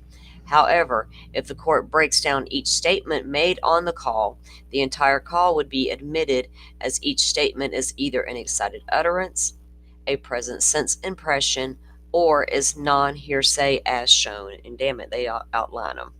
All the statements from the call, from the things. Oh, thank you, Miss Shorty. I'm glad you didn't mind. It happens sometimes. I can't help myself. My mom comes out in me, and it's like, oh, hell. But I don't like taming that part of me. I tell my beautiful granddaughter, she's 10. She's a Gemini like her grandma. She's a total free spirit. And I always tell her, don't ever let anybody put your light out, baby girl. Nobody. And I don't think she will. She's pretty strong-willed. I'm pretty proud of that little girl. I love her to death.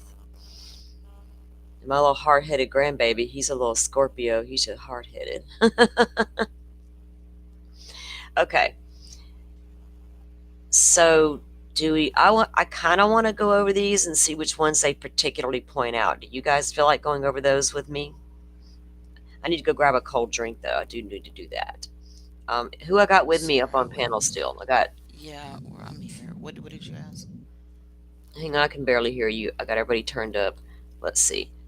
Okay. I'm probably talking lower too. You don't feel good still, do you? No, I don't. I'm I gonna actually go over need to the. get I'm up and gonna. get another tea. You're good. I'm gonna go grab a cold drink, from the refrigerator, a cold Coke, before I read this block here. And if you guys just chat it up for a second, I'll be right back. Okay, in the chat there.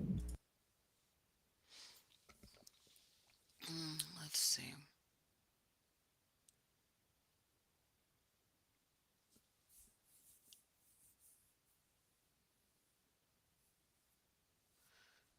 Firefly, you're still here?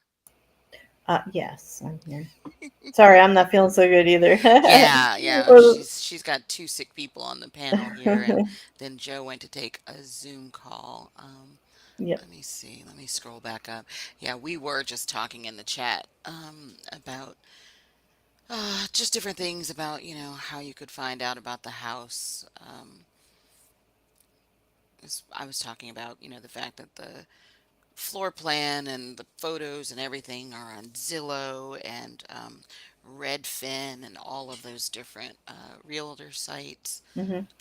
And then also how you can go look at the county assessor's office and see things. We went, what was it? We were watching, Firefly and I were watching, what was it, 12 Gauges stream one night, and he was showing photos of the Koberger's family home. Oh yeah. And so we actually found the website that still had the old photos. They were from the previous owner when they were selling the house. So they're still up.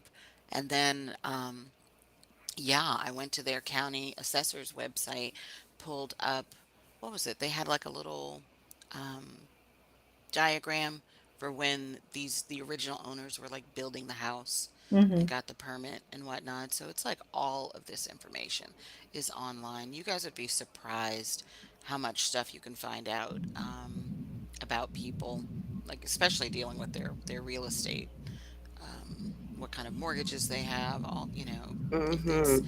listed with the county, it's there online somewhere. Oh yeah. So yeah, that's kind of what we were talking about in chat. Oh, okay. Cool. Yeah. Yeah. We looked. There was a lot. We found out a lot about a lot of people in like Delphi, for instance, about where people. And apparently, there's somebody on YouTube pretty good at finding out a lot of things about where people live just by looking at the real estate stuff.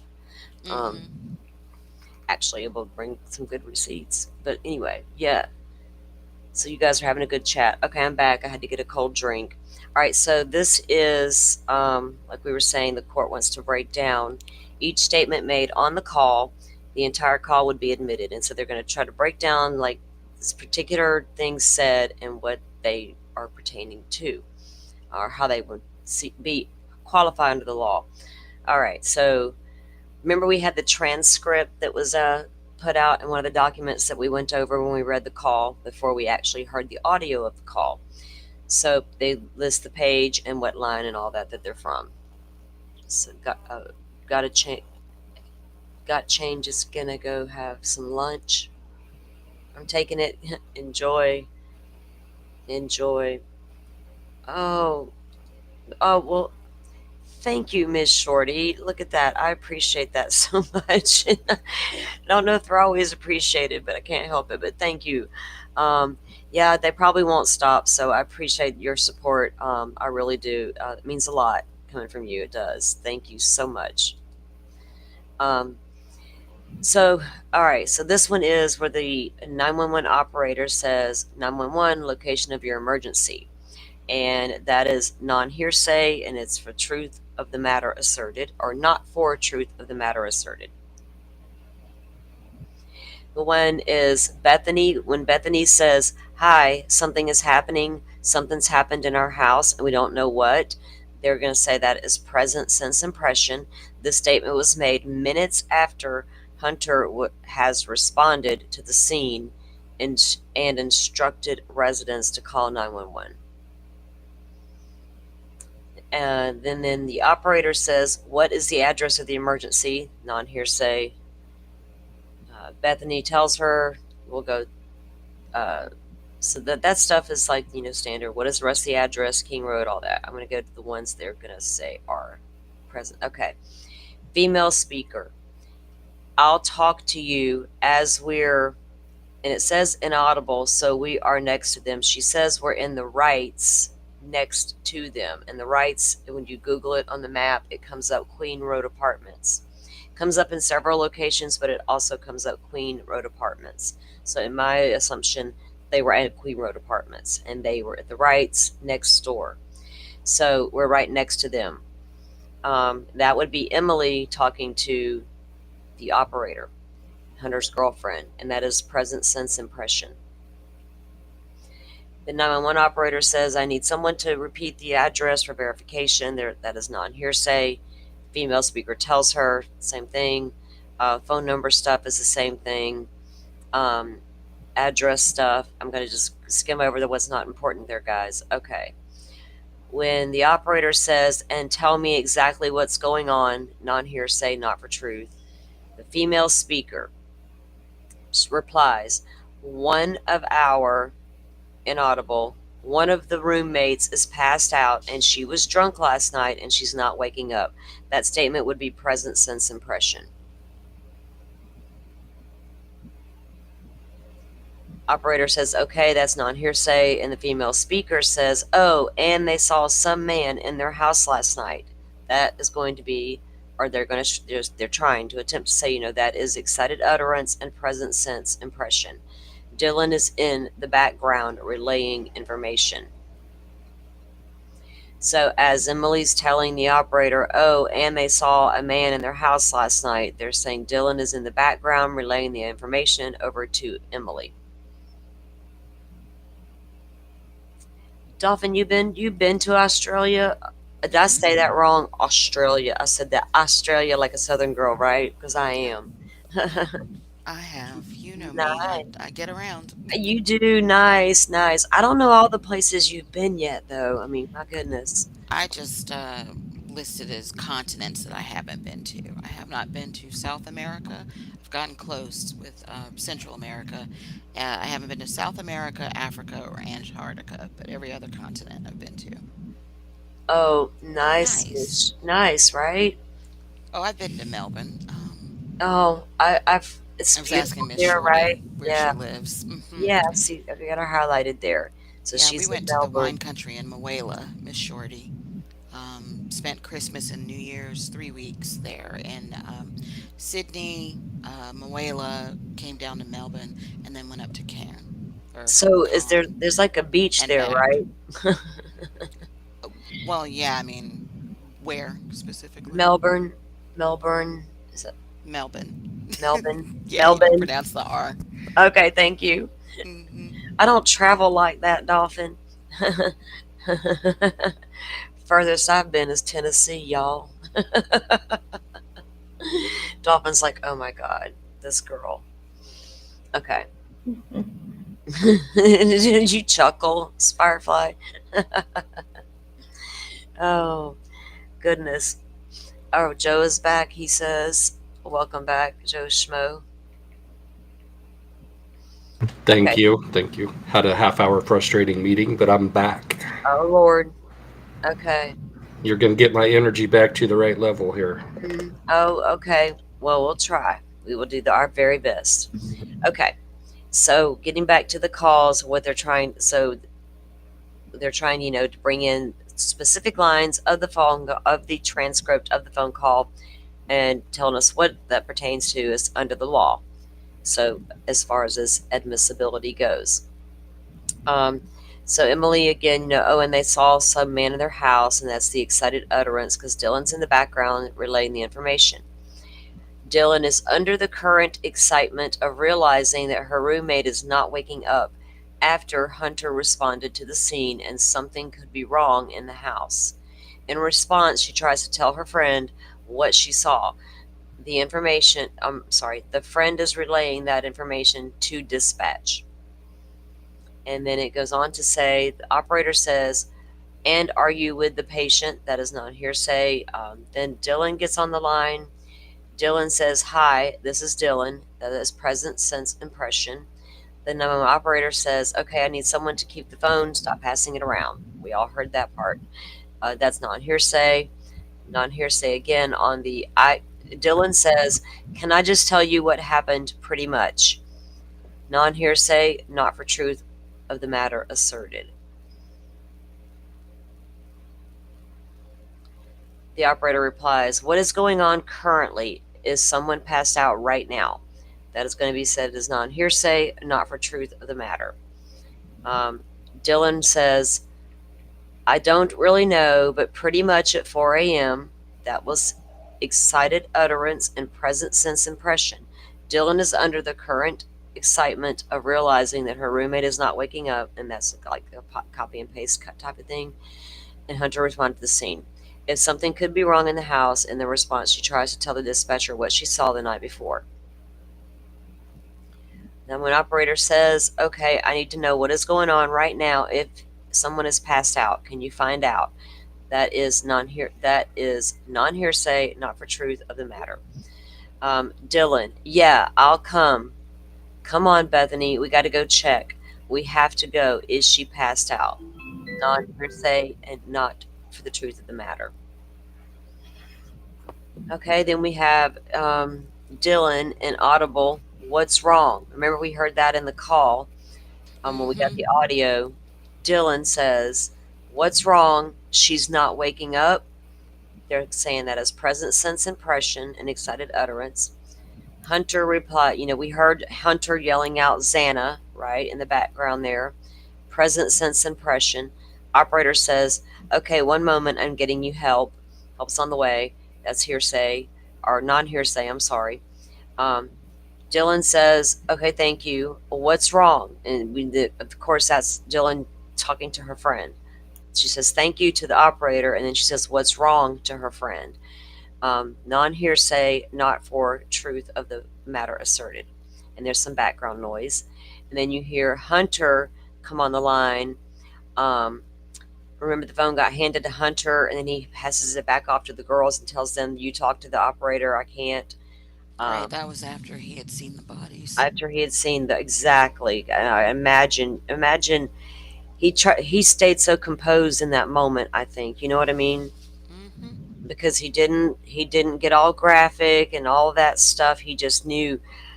I think he knew once the cops got there, that's what they were going to be for, right? There was no need to go into all that detail with the operator and just he was processing what the hell he just seen. In my mind, I think it made sense. Okay, so then we have Hunter, and it's inaudible. That's hearsay. The 911 operator says, "Okay, and how old is she?" We going through that. She's 20. They go through that conversation. And then she tells them again to stop passing the phone around because she's going to talk to 4 different people. And all this block is all these ones we're getting right here are all just non-hearsay, where Hunter says, "Okay, sorry, they just gave me the phone." The operator says, "Is she breathing?"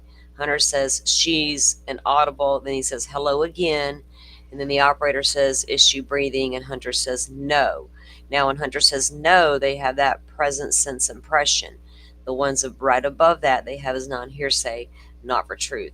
So in the moment, his sense impression was no, right? She's no longer breathing. He didn't elaborate as to why he felt that way.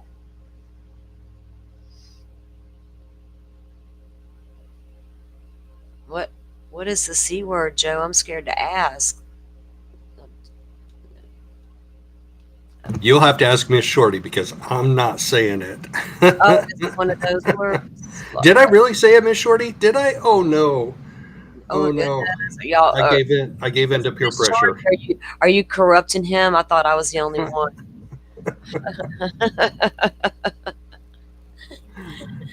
Oh, nice. Okay.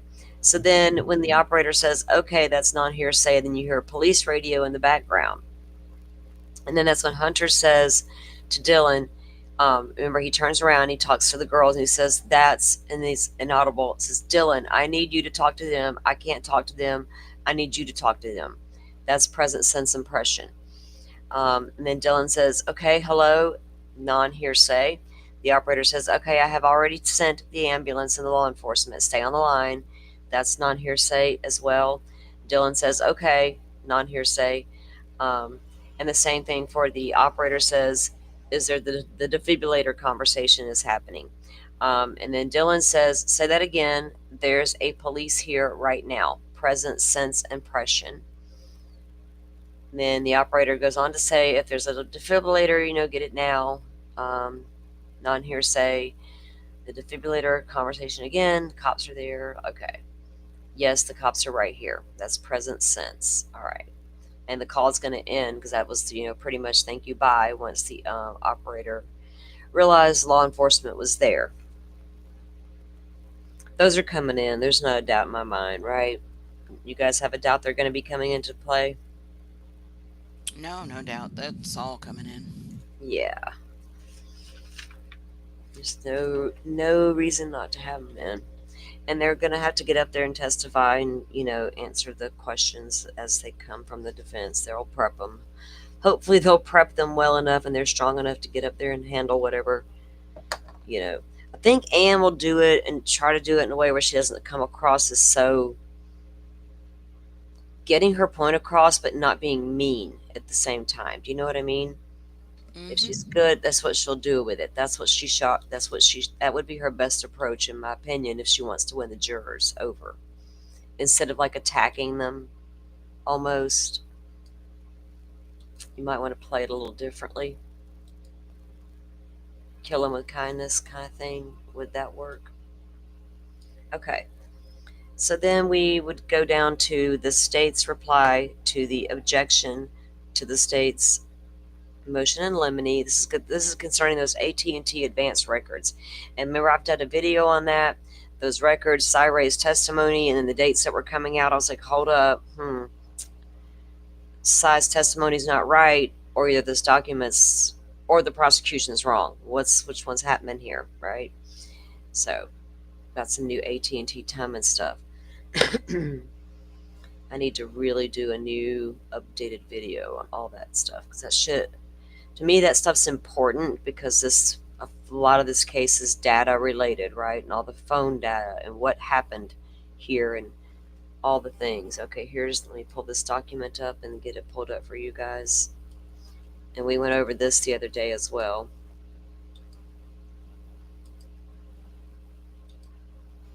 Okay.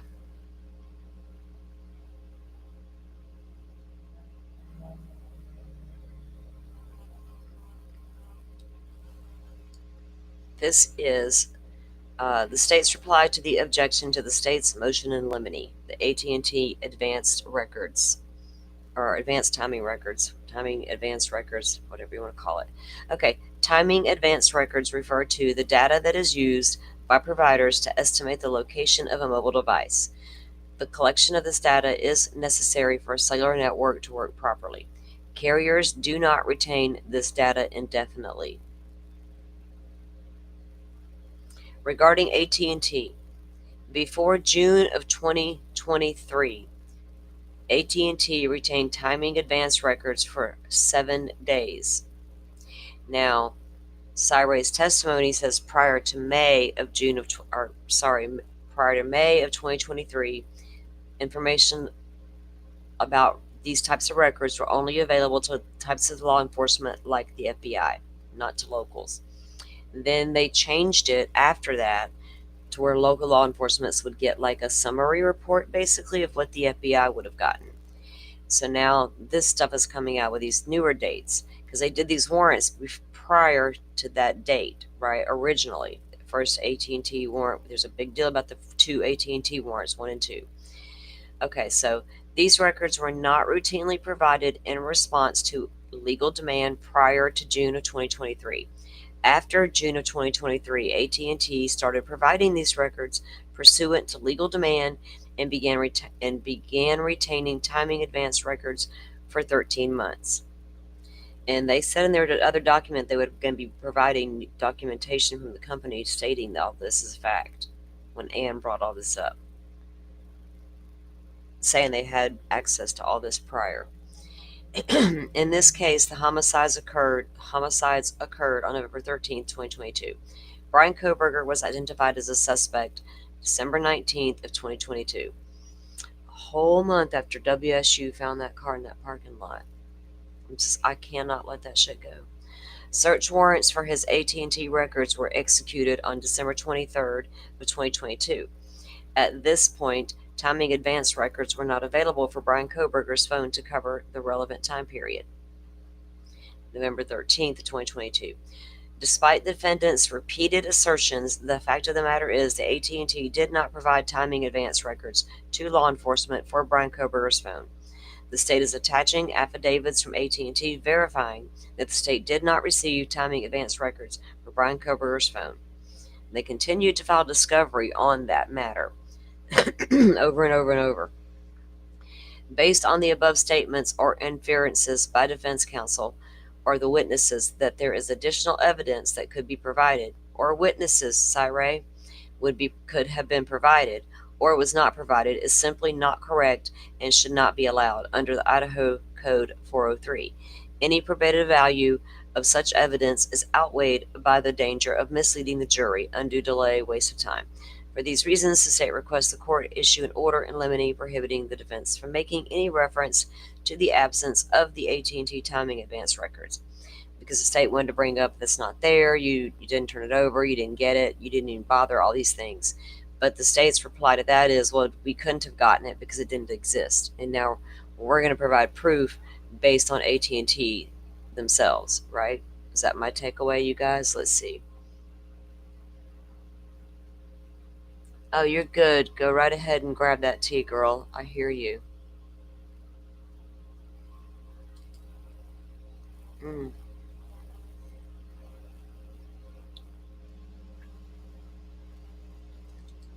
Sinead, I used to always listen and drive to streams, right? Drive and listen to streams.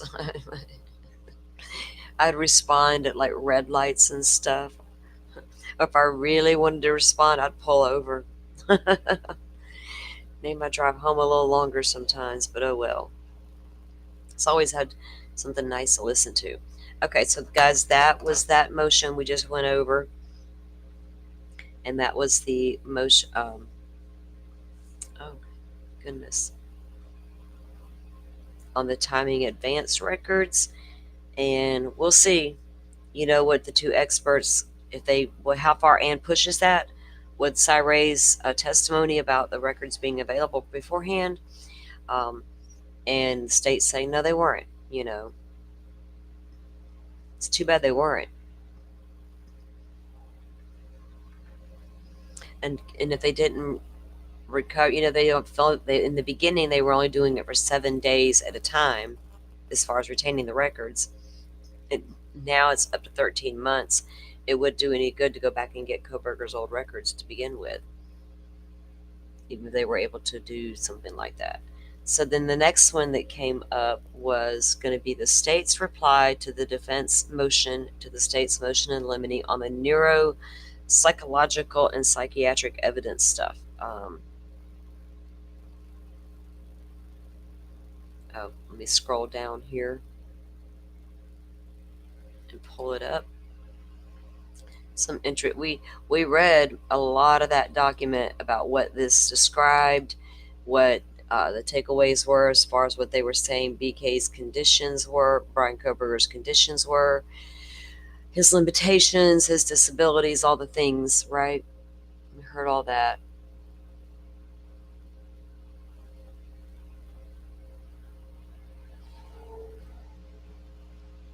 How the state got access to what information?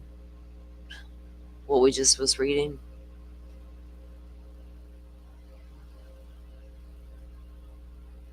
Oh yeah, no, be safe driving out there. Thank you for listening, though. I appreciate it. It sucks when you're driving and you want to respond, though, then you can't because you're driving. I get it. We'd rather you be safe.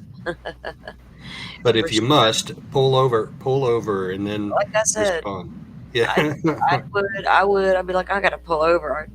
I'll just get me a drink or something while I'm here, and I'll sit here and chat for a second. Okay.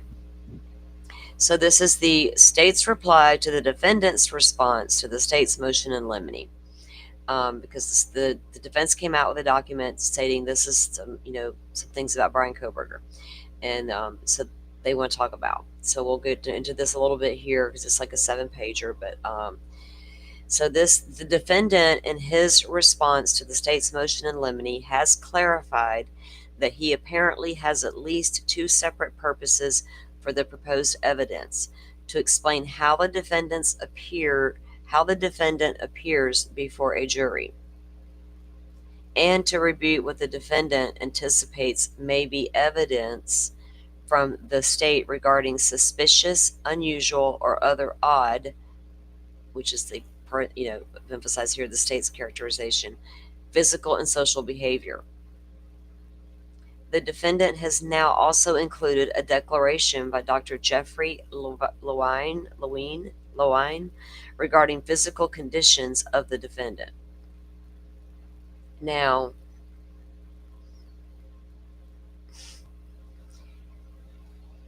he wants to use his conditions now. Remember, that's what the defense wants to do, is they want to come in and be able to speak on his condition to let the jury know that the peculiarities you may see in this man at the defense table is because of his condition. Right? That is the whole purpose of that motion from the defense, and as to why they want to allow it.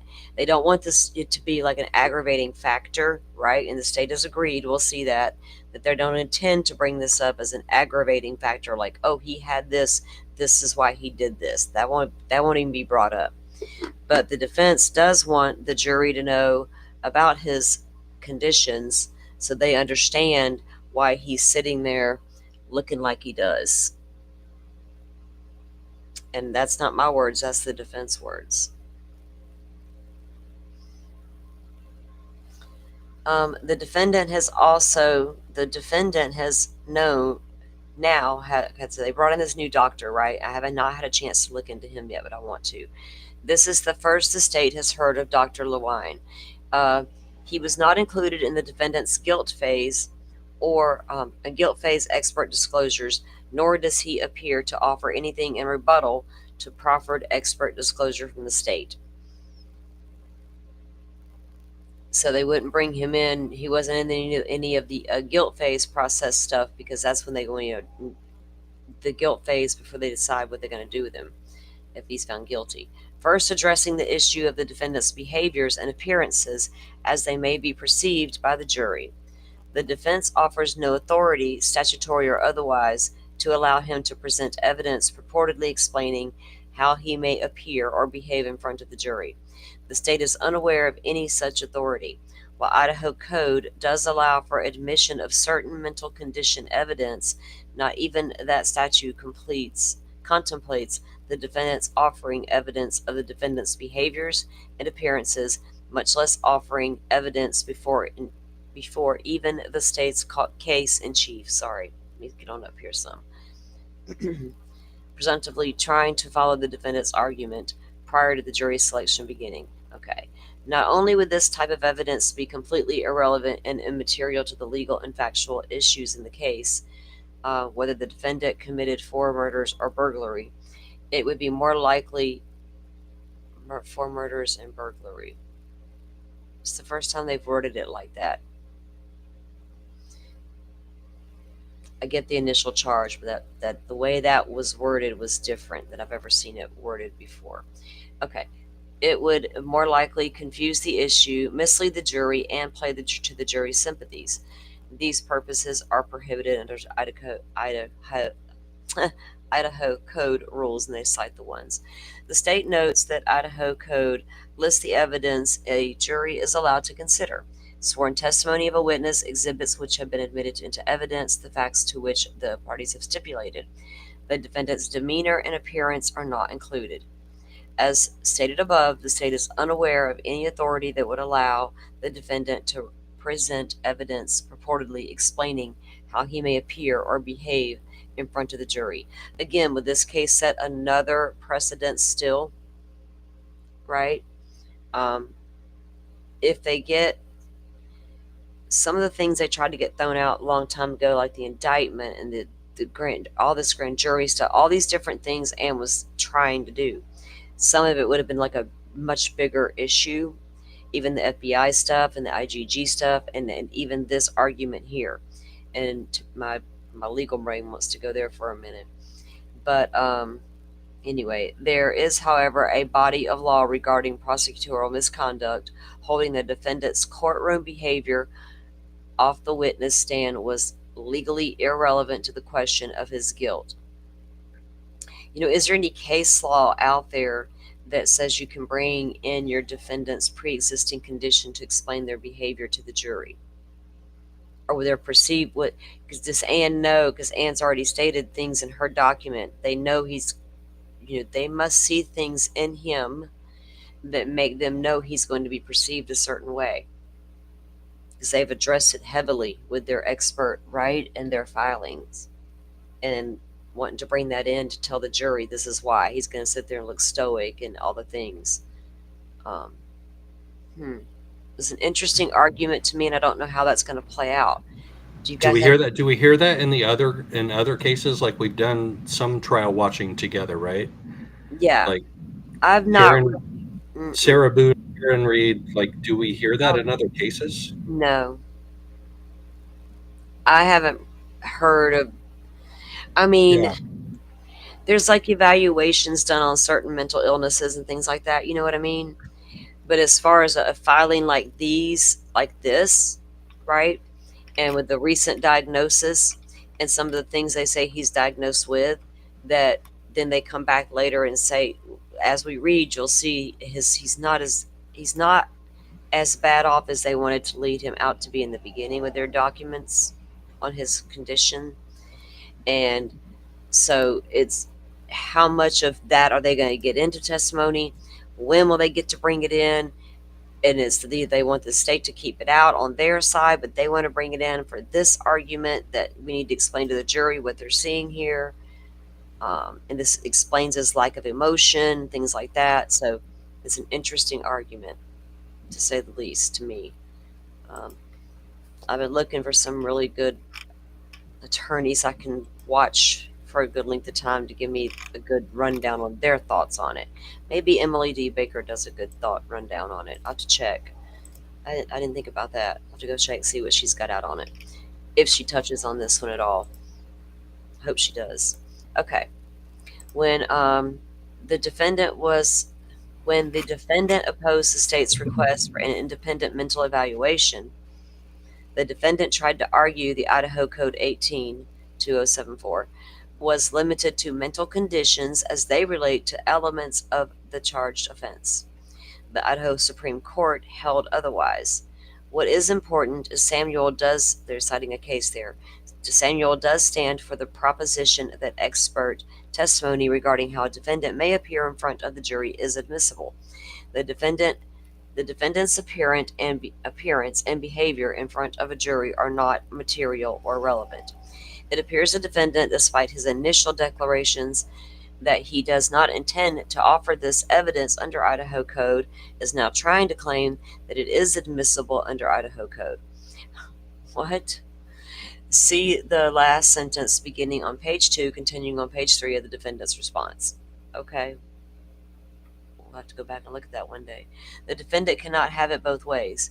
Either Idaho Code 18-207 applies, and the evidence is limited to mental conditions as it relates to a legal or factual issue, or it does not apply, in which the evidence is irrelevant or not admissible. The defendant asserts that the second purpose of the defendant's proffer of the mental condition evidence is to rebut anticipated state's evidence about how the defendant interacts with others, his personal hygiene habits, and so forth. So the state is in rebuttal to anticipated state's evidence about how the defendant interacts with others. So the state plans to introduce some stuff, right? And the defense is like, well, we need to slide it in there somehow, some way prior. So it's already out there that he has this condition. I got you. I see you, Ann Taylor. At the outset, the state currently does not have any intention of offering evidence during the guilt phase of the defendant's pattern of odd behaviors, such as social miscues with coworkers. So that when the state presents certain evidence and would be able to say, well, he's got this condition, this is what this had and that happened. Odd behaviors and such social miscues with coworkers, professors, students, and others, compulsive hand washing, etc. The state understands that were it to offer such evidence in rebuttal, the defendant would likely be entitled to offer evidence that those behaviors stemmed from his OCD and his ASD conditions as opposed to some nefarious purpose. Defendant argues he has a developmental coordination disorder. That means it was not possible for him to commit these crimes, and he lacked the necessary speed and coordination. But that is not what his neuropsychological evaluation found. The expert who conducted the evaluation, Dr. Orr, listed as developmental coordination disorder under the title diagnosis for which Brian met criteria in the past. Okay, emphasis added, it says. In the past. Okay. Diagnosis for which Brian met criteria in the past. Dr. Orr clearly explains that motor problems have not impacted his functioning significantly in many years. To the extent defendant currently has any motor impairment, even according to his own expert, it affects only his fine motor dexterity and vulnerabilities in visual motor functions. Visual snow? Fine motor dexterity and visual motor functions. Vulnerabilities.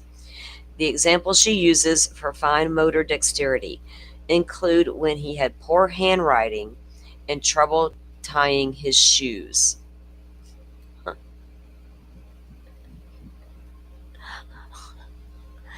Oh. She asserts he continues to have difficulty with manipulation of tools even as an adult, but only per parent report. I said pay. I was just thinking something. I gotta stop thinking about it. She asserts he continues to have difficulty with manipulation of tools even as an adult, but only per parent report. So, like per parent report, meaning that's like something a parent stated to them, maybe? What does that mean? Per parent report, or is that like Yeah, his parents reporting it, right? Right, that's my takeaway. Yeah. Difficulty with manipulation of tools even as an adult. He probably couldn't change a tire like Stefan Stearns, right? I don't know. I don't know. Manipulation of tools. Okay. We know what was allegedly used as the weapon in this case, so. She also points out to her observations during the examination that the defendant moved his whole arm and repositioned his upper body slightly to manipulate itself effectively. What? So he's got to moved his whole arm and repositioned his upper body slightly to manipulate it effectively. No reasonable juror could infer from those observations and a diagnosis that applied to the defendant that it was not possible for the defendant to commit the crimes. Most tellingly, neither of the defendant's experts drew similar interference. Neither expert offers any opinion on whether any of his conditions made it more or less likely he was physically capable of committing the crimes alleged or charged. Thus, the expert opinions themselves are inadmissible during the guilt phase because they are not relevant. Cites Idaho Code there. And defendant's attempt to stretch his experts' opinions beyond what they say is barred by Rule 403, unfairly prejudicial, misleading to the jury, and a waste of time. Finally, now appears the defendant wants to offer evidence that his OCD and ASD are actually physical conditions as opposed to mental conditions. As stated above, this is new. What? Yeah. What? Yeah. As stated above, this is new, and the state is attempting to understand how this would be relevant or admissible. The state will note that not having this knowledge before the state's motion in limine was not drafted to address it. So So my question is, where do you draw the line between mental health conditions and physical conditions, like OCD? Let's just take OCD. OCD seems to me to be like a mental psychological condition, right? But what if they argue that that's due to some type of a actual physiological defect in your body, like your brain short circuits, you can't receive some type of chemical, kind of like a serotonin receptor deficiency, like, so is that really a valid legal argument? mm-mm. She's using his new diagnosis is going to be used during the mitigation phase, and she also wants it brought in to show the jury why he looks the way he does. Because apparently it's obvious to Anne, like it was to a lot of us very early on, we noticed there were some oddities about this guy. And not like, oh my God, that's the look of a killer. He did, you look at those deranged eyes. It was never like that for me. There was just something about him that could quite put my finger on, right? Like he had some peculiarities. And then as time went on and we saw more and more of him, Dolphin and I, Firefly, we had discussed this stuff, before we ever started streaming. Did he have something? Autism, on the spectrum, Asperger's, whatever, something. Was there anything? We didn't know. But if you talked about it a lot or any publicly, man, boy, were you just like, you were accused of stating odd, horrible things about him. But it wasn't that at all. It wasn't never intended to be that, right? It was just fairly looking at what's up with this guy. And so now Ann Taylor obviously noticed some of the same things because she went and got her some experts to evaluate him who concluded he is now on the spectrum. And this is why and this is coming from the defense document, not something I found on YouTube streets. We read them here. They're saying he has those behaviors, the ones we pointed out, 2 years ago. So I don't know, should she be allowed to come in and tell the jury ahead of time about the condition? What do you guys think? Outside of what you may think about as guilt or innocence, like a legal argument standpoint, do you think that should be allowed, right? Yeah. And in general, is autism a preclusive condition that would allow the either guilt or innocence or the penalty phase to be considered? Yeah, well, no, they've already went through this. They're not going to use it during like an aggravating factor. They've already got that argument's being argued, and the state has agreed that they're not going to use this as an aggravating factor, as in, okay, you've now said he has this, and this is the reason he did this, right? That was a factor into what he did. The state's not saying that. So they've decided they're not going to do that. But Anne wants to still be allowed to come in and say this stuff to jurors, right? Ahead of time. Right. And, Okay. So Miss Shorty is listening and driving. She has a long commute to work, and she says something that's relevant to me. Autistic. It's not shade. It's just a different brain. Exactly.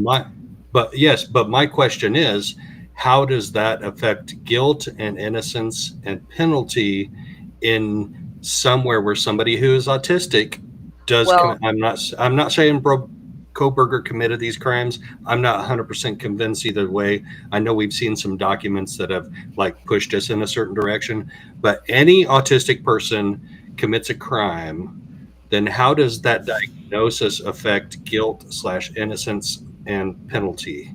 we don't know yet because she's we'll have to wait and see what they do with it during mitigation factors. Now, Idaho has laws, right? Every state has different laws. like insanity pleas versus this kind of pleas, this to that type of plea, however they're going to do mitigation.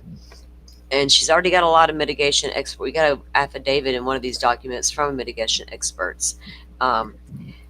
So she absolutely plans to bring it up during mitigation to get for punishment phase, right? Another big question though is should they take the death penalty off because of this Right, condition? exactly. Mitigate. That's what mitigation factors are. They will mitigate. Are there circumstances that could remove the death penalty? That comes up during mitigation phase, and that's what this argument. That's when it would come up, right? But Anne wants to bring it in at the beginning of the trial to show the jurors why her client is like he is. That's the thing. Well, she wants to get death penalty off because a death penalty juror is much more likely to convict than a non-death Well, penalty. that's her qualified. job. That's like number one job. That's why she's the top public defender, death penalty attorney in that part of Idaho. She handles all the cases because she has that litigation behind her, right?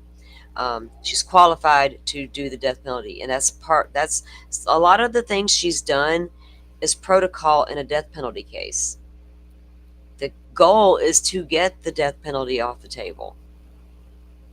And then if you can throw reasonable doubt out there about your client, though third party culprits, do whatever you can. And if you got it, bring it. I'm here for it. I totally am. Right? It's not that I'm not. I am. But that's what it is. In a nutshell, to me, So I don't know. It's just I'm ready for them to get to some of the arguments in the damn courtroom, right? I'm tired of reading y'all's documents. Just get busy Right. with you're going back and forth. Get it worked out. Judge, get in there. You've read these documents. We know you have because we've been waiting for a minute for them to load up. So you've already read them up. Yeah, We I was need to just gonna see. say this one thing really quick. Go ahead. Go What ahead. Anne is trying to do in bringing up autism is twofold. One, she's trying to bring it up in the very beginning because she doesn't want the jury to be sitting there looking at her client, and saying, "Oh yeah, look at him. He's not, reacting. Oh, look at that cold Mhm. stare. Blah blah blah. Yeah, he looks like he did it." So she's trying to get it out there for that reason, so they don't start judging him like a lot of people were doing. What was it when Court TV and different media outlets were streaming the trial or the Yeah, hearings back when we originally. noticed there were odd things when some of us Hmm. did. Yeah. And the second part is what Firefly brought up is that she's also trying to bring up autism in the mitigation phase. So if he is found guilty, then, she can say, hey, he has this disorder, blah, blah, blah. It's, I guess it falls under mental illness or whatever in the DSM. And you cannot put somebody who, has conditions or intellectual Yeah. disabilities, I think is what they classified it as. You can't put somebody to death who has intellectual disabilities or whatever. So Yeah. she's got two reasons for bringing up autism or trying to get it to be brought That's in. what we just were talking about. Hmm. Exactly. And the only thing there was some specific wording under the Idaho law concerning mental illness and defects, whatever the wording they wanted to use with the death penalty that I haven't finished reading yet, but I Hmm. did find something to read on it. But yeah, that's exactly the two things right there that we just were talking about. Um, because it's not going to be argued like this is why he did what he did. That's not even on the table. It's all the other things. All right. So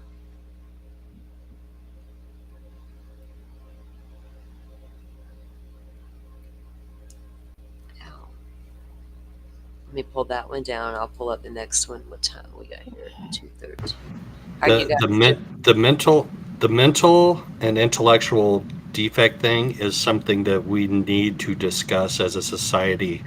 Like, what level of guilt do we place on them? Like, that we know that there is the most popular thing that we all talk about is not guilty by reason of insanity, but there are several shades of gray between that and the death penalty for somebody who actually does suffer from a mental defect. And I covered a case in Indiana a couple of months ago on my channel where he was having a post-conviction relief hearing about his mental defects, and like his teachers from high school, or maybe it was a counselor from high school, actually came in to talk about his mental capacity. And there is no doubt that he was factually guilty, that he brutally murdered his girlfriend in northern Indiana. But there was a discussion about, after he was convicted and sentenced to either life in prison. I don't think he was actually sentenced to death. I think he may have been sentenced to life in prison, but this post-conviction relief hearing was talking about how his mental capacity affected his sentencing after he was found guilty. As a society, we need to discuss it.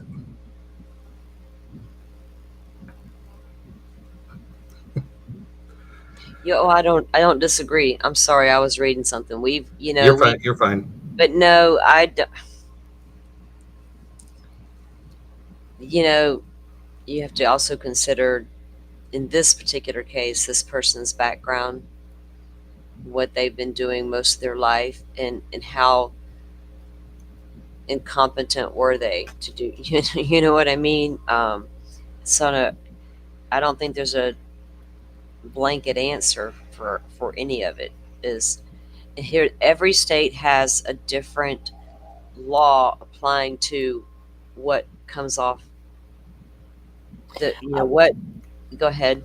I was just gonna say that maybe the next thing you should cover should be that the document. What's it called? What was it? Oh, motion to strike the death penalty, RE, autism spectrum disorder. Because there's a lot of it's Oh 59 yeah, it's right. pages. Yeah, it's on the list There's a here. lot of interesting stuff Actually, in there, and we were reading it, and we're thinking, they may have a really good chance of getting the death penalty off, based on Yeah. some of the documents.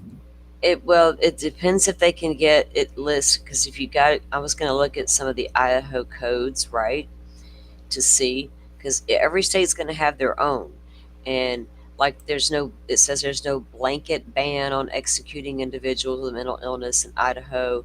um, there's conflicting stuff, right, from what I'm seeing, like just like in a general search. Like that's like a really long law right there. Like this one, mental condition shall not be a defense to any charge of criminal conduct. This is some kind of Idaho legislation. I'm gonna need to look into it, right, and see exactly. There's probably whatever's referenced in that filing is this right here on the list to go through. Yeah. Yeah, because it's their response. Because we've read the other documents pertaining to that, right? We've already read through the ones that the original motions and the responses as of so far. And now we're coming up on so this one was, that was the motion in limine about, the psychiatric evidence and the neuropsychological stuff. And the doctor, the defense expert, the doctor that they cited in there. Okay, after that, they had like 2 defense motions to seal. There was nothing in them that need to be seen. They were, where'd it go? Where's my list? I mean, my screen, I can't see it that big. All right, there we go. Hang on, let me pull what I need up here.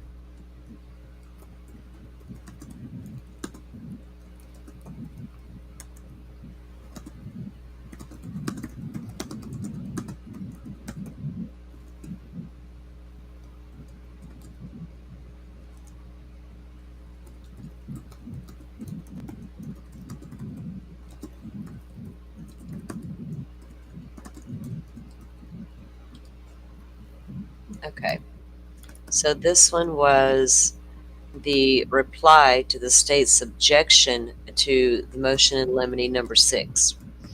And number 6 was to do with the touch DNA, right? Contact. Riley Nolan, who's with the ISP, Idaho State Police.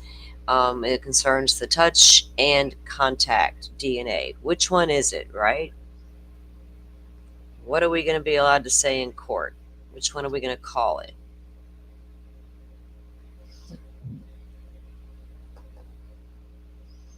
All right, you guys can see that okay? Let me, okay, let me do this.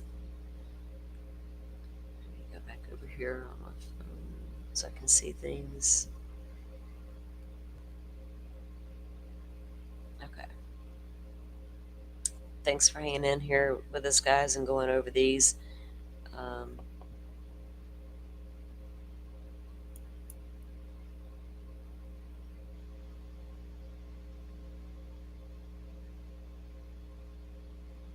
Okay.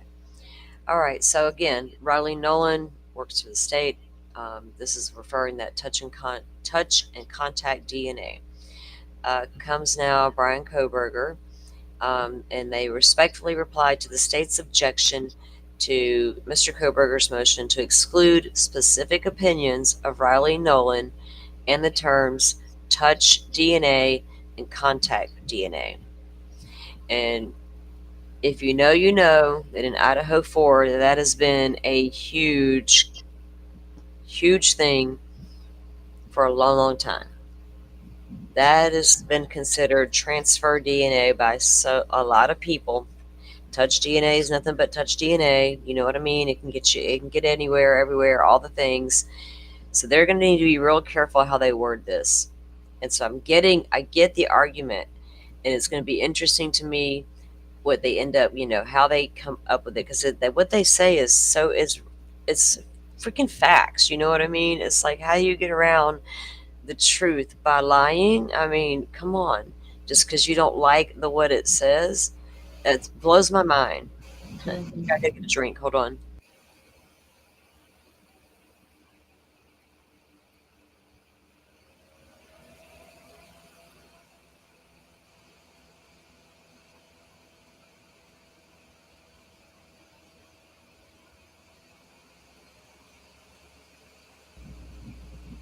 I can agree with this statement. It sucks too, because I've said the whole time, man, don't screw up, state of Idaho. You undid it with the Vallow case. Don't do it again on the next death penalty case. They didn't do it in Chad's.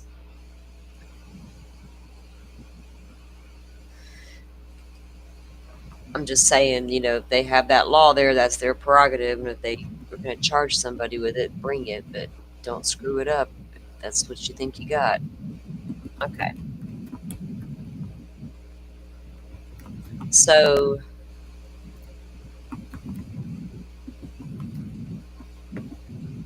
sorry. Okay. Wasn't focused for a second there. I was looking at something out the window. It's another pretty day. Not as pretty as yesterday, but it's pretty. Motion to exclude the specific opinions from Riley Nolan on the terms touch DNA and contact DNA. The state's objection is that the use of the term touch DNA will not mislead the jury. That Nolan's testimony on how the DNA was placed on Q1.1 is proper expert testimony.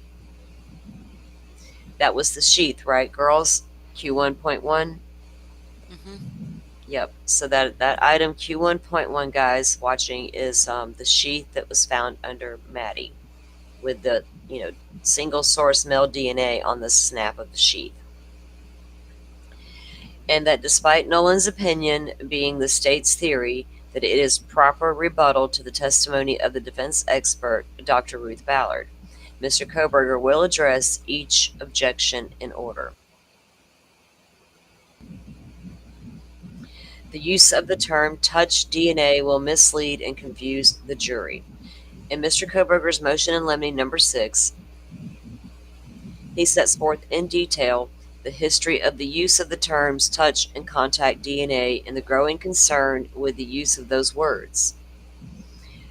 So much that a recent report from the NIST offered recommendation that analysis should not offers opinions as to the how and when that a particular DNA sample, came to be on an object. So no opinion on how or when, right? Right, but so ahead. the fact that this claim is that will be misleading to the jury. So all of us in the not all of us, most of us in the true crime community have heard touch DNA and transfer DNA. We've heard a Yeah. lot of arguments, especially in this case. What are the experts' terminology and terms for this? And if this argument is to adhere to those, I'm good with that. And if it's to argue against adhering to those, then I'm not good with that. Just what do the experts call it? That's true. That's a good point. Well, that's what the filings are for. The states put forth their expert's opinion on it, and so has the defense, and the judge has got to sit here and their legal arguments, right? Because some of this, the affidavits of the doctors and shit like that we can't see their reports the judge is seeing right now. So anyway, and he's got to decide, is this stuff going to be allowed in or not, right? Based on all of this right here. So it's interesting, yes. We don't know yet what they're going to decide, what the court will decide on the matter legally of what this means. You know what I'm saying? If the defense's argument is stronger, or is the state's argument stronger? And what's really under Idaho code, right? The judge can only rule what the law says. He's not the Supreme Court. He is not the appellate court. He has to rule under the law as it stands right now, today. And knows he's not even an expert. He has to listen to the experts, and he has to determine. He's an expert on the law, but he has to determine exactly. Yes, right. And not actually, on DNA. Actually, the jurors have to have to figure that part out. Right now, he does. You're right, because he's got to read that stuff, right, and figure out.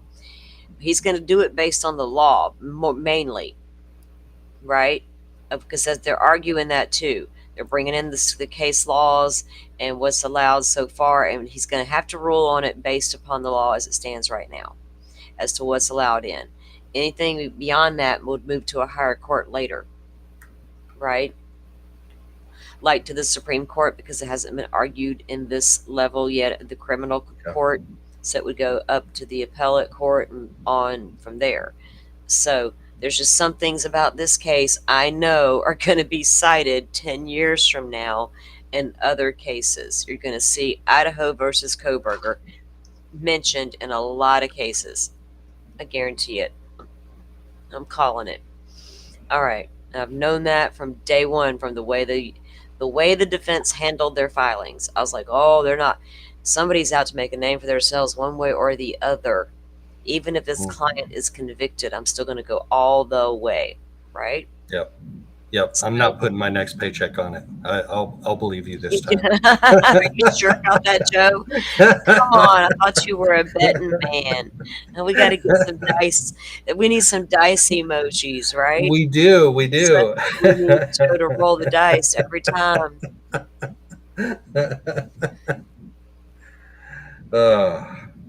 Yeah. Okay. The use of the term touch DNA will mislead and confuse the jury. In Mr. Kohberger's motion, he sets forth the history of the use of the terms touch and contact. The growing concern with the use of those words from the NIST offered the recommend. Could we read all through? Oh shit! My dog's outside raising hell, guys. I gotta go check. She don't do that often. I think they're out. The FBI. No, yeah, I think they're out. I think they're out in the field with a tractor, and she doesn't like it because they're probably closer to the house than she'd like them to be. Even though sure it's not the FBI, it might be the FBI. Shit on them. My dog can stay out there, and they can come to the door. There's nobody home. There's no cars in the driveway. You got infrared. I'm not home. Okay, I'll be right back.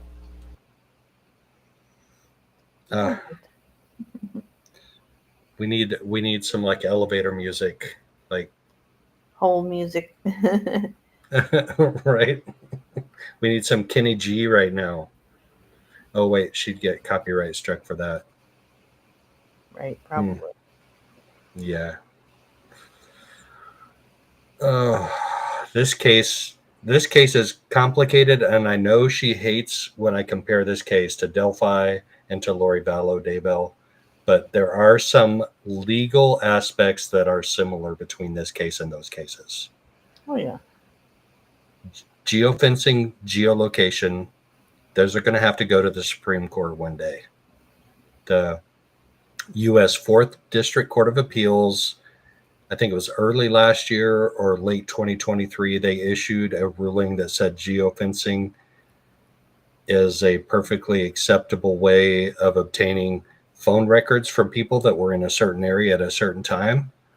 And then after that, like a few months after that, the 5th Circuit Court of Appeals said, no, that's not acceptable. That is a violation of our constitutional rights. So that's probably going to have to get pushed up to the Supreme Court at one time. And is this the case that does it? Like, is the fact that they have his phone records from certain places at certain times, and Anne wants those records thrown out, is that going to have to go to the Supreme Court? Who knows? I don't know that the geofencing found his records because that's the time period that his time was off. Or not. Oh, so was it like a cell phone extraction then that they placed him in the areas they did when they placed him there? No, the only way they allegedly placed him there is the video surveillance of the car. Okay, but we know his phone was on at a certain time in a certain When place. he left and Pullman.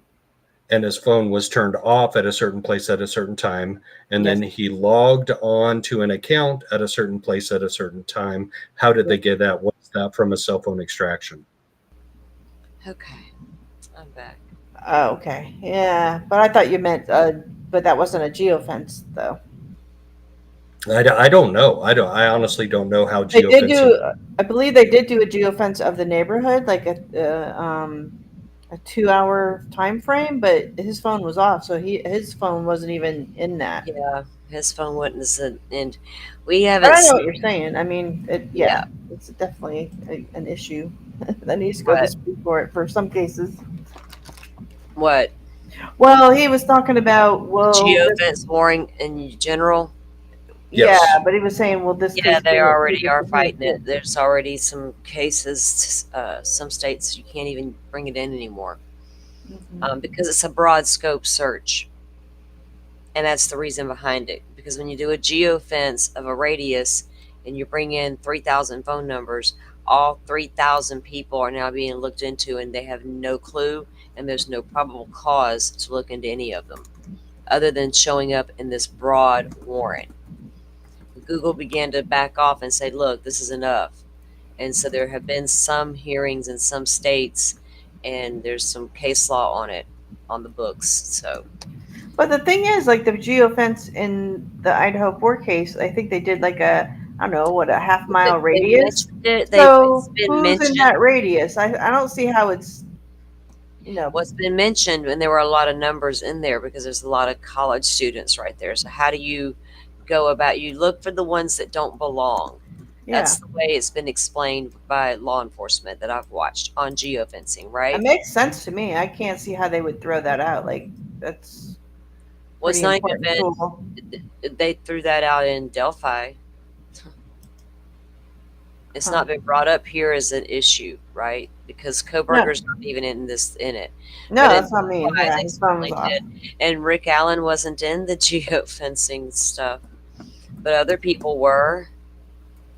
But all of a sudden, top prosecutor over there's like, no. We don't need geofencing after all. It's irrelevant here now.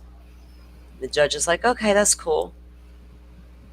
Yeah, that happened. True Yeah, I'm story. not sure the evidence on the cell phone records are exculpatory to Brian because when his phone came back on and then he logs into an email, like that's such a weird time of day to be logging The into an only email. way, Because I hear people say, "Oh, well, I have 20 accounts. That's not unusual." here's the to only have." way it's going to matter. If they claim they have the car coming from Pullman headed to Moscow, right? Mhm. Through the certain highway there to the Pullman Moscow highway. That's not the countryside.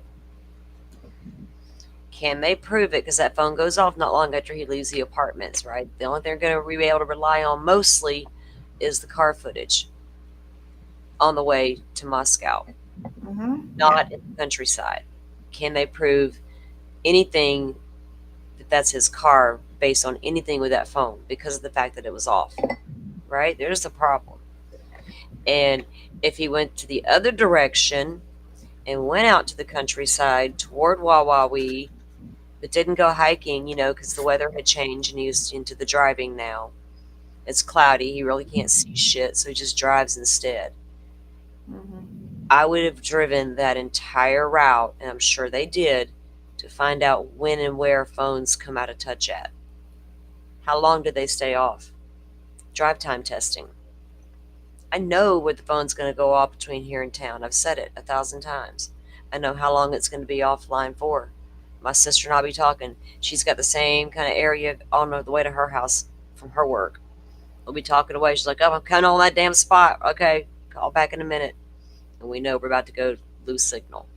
But it's not for long. You know what I'm saying?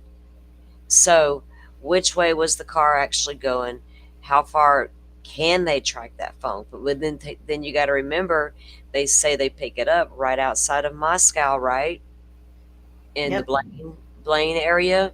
So you're over there riding around in the night, and that's where the phone comes back on. There's going to be a lot of things to answer to on both sides. You know what I'm saying? More so on the defense side, I think. Just the fact that he turned the phone off doesn't discount the fact that's his car traveling toward Moscow, right? It doesn't discount to me that could be that car circling the house over there on Lind Lane footage. Certainly his sheath with his DNA on it. So the only thing I see an issue with is that phone being off and that car headed a certain direction. How can you prove that's my client's car when the cell phone's not showing him there? Yeah, you can't really prove it, but That sounds- except for the path, if you follow the path where they see all the Exactly. videos, it's That's what I'm saying. You do that. That's right. As a juror, I don't think that's going to matter when they find out the phone was off, right? right. Well, that explains why we can't see this phone. It was turned off, but that sure looks like the same car traveling across town towards these victims, right? Mhm. It's just, yeah. So but Ann's going to be saying you can't prove that. Thanks for Phones- hanging with us, Miss Shorty. Miss Shorty just got to work, so she's got to bow out. Oh, thank you, Miss. She's been here with us for quite a while. She gave me a nice shout out earlier with a super sticker or super chat. Which one was it?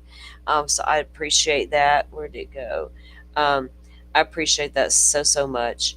Thank you again for being here and hanging out with us. Have a safe one. She's a sweetheart, right? No, She- she's a wild child. Look, she Oh, yeah. enjoyed my rant earlier, so it was like, Yeah. she put up with my rant, so shout out big time. Someone needs to drop her link in chat for me. I got that. I got you Yeah, covered. because I want to find her channel. Mhm. Thank you, Joe. I meant to do that. I should have done that a lot sooner. Sorry about that, Miss Shorty. We're dropping your link now if you're still listening. But yeah, you guys go check her out. She's a sweetheart. But okay. How they discussed about how and when it got on a particular object. The state's opposition argues that the only purpose of the use of the word touch in the context of DNA is to distinguish between samples that collected from unknown or visible stains such as blood, saliva, and semen and DNA that may be deposited on an item by handling or wearing. We'd heard that argument in the other filing as well. Same thing.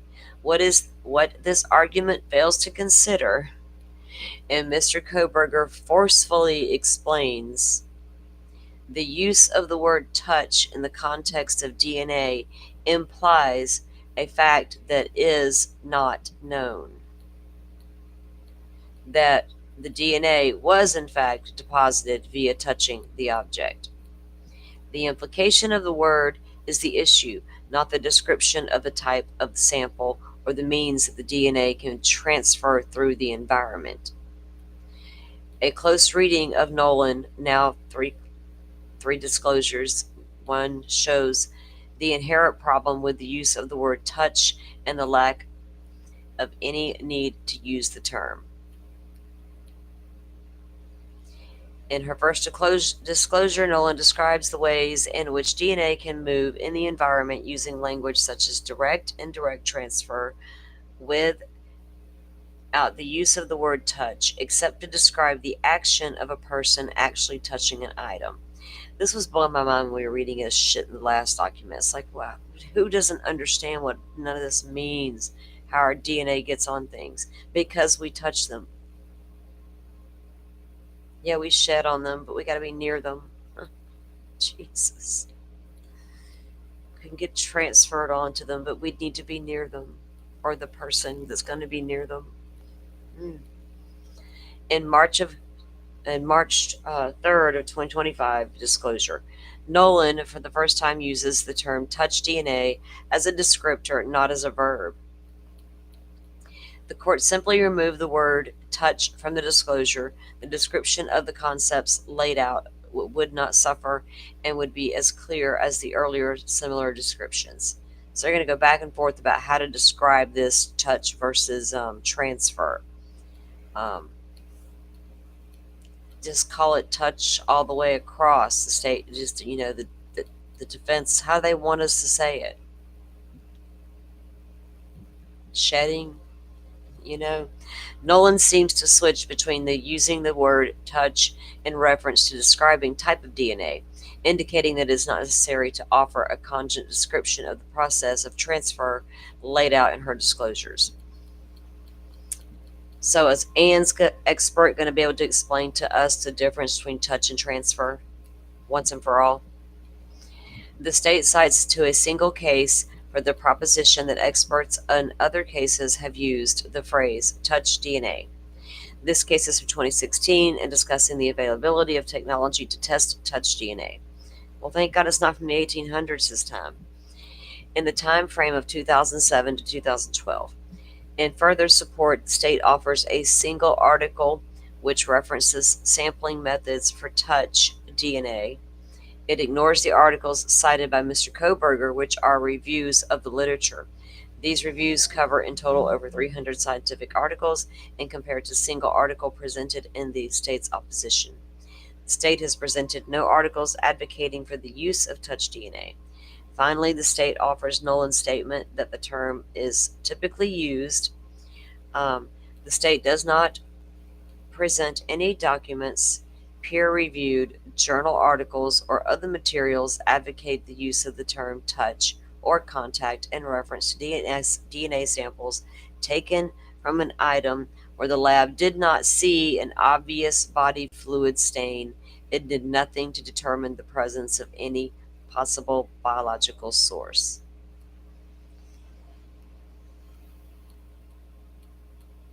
Well, that's a whole different recovery method, ma'am, than looking for single source male DNA. Am I wrong? Biological matter is different. Well, what gets me is the single source male DNA, and the people that are of the conspiracy theory that sheath was placed there. How did nobody else's DNA end up on that sheath? Right. It was so clean, and they were only able to deposit his. Yeah. But his wasn't the only one on there. There was a mixture of, fluids, but he wasn't in that mixture. We're learning that now, which didn't take a genius to figure out if it was underneath the body of a victim who was injured in the way she was. Of course, there was bound to be some biological material present. Only a fool would believe that sheath didn't have any blood on it.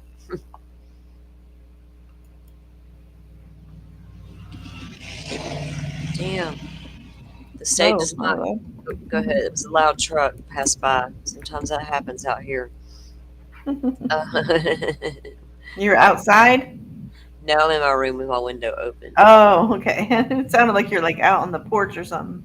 No, I'm in the house, but I had the window open. Most cars just come strolling by doing their thing, but every now and then when the boys ride by, they can't help themselves. Mm-hmm. Sometimes, used to when we first moved here, like these semis would ride by, and shit you not, they would honk their horn. And I'm like, literally, why are they doing that? Because we have a couple of neighbors, but we were the only ones new. So why is everybody honking their horn all of us? I didn't get it. I don't get it. Finally, it after about a year, I messed up and told my brother about it once. So every now and then, when he would ride by from his company down to another community, anyway, he would ride by and honk the horn just to mess with me. But yeah, they don't do it anymore. Thank God, because they used to know. I'm like, why the hell? Is that like a calling card to the women of the night in the area or something? I'm in town, baby. I'm like, what the hell's going on here? I couldn't figure it out for a long time. I never did figure out that mystery. It became annoying. It's like, stop it. Don't acknowledge me like that. Keep going. I'm not out there, going honk your horn at them. Minding my business in the house, and I hear you. Okay.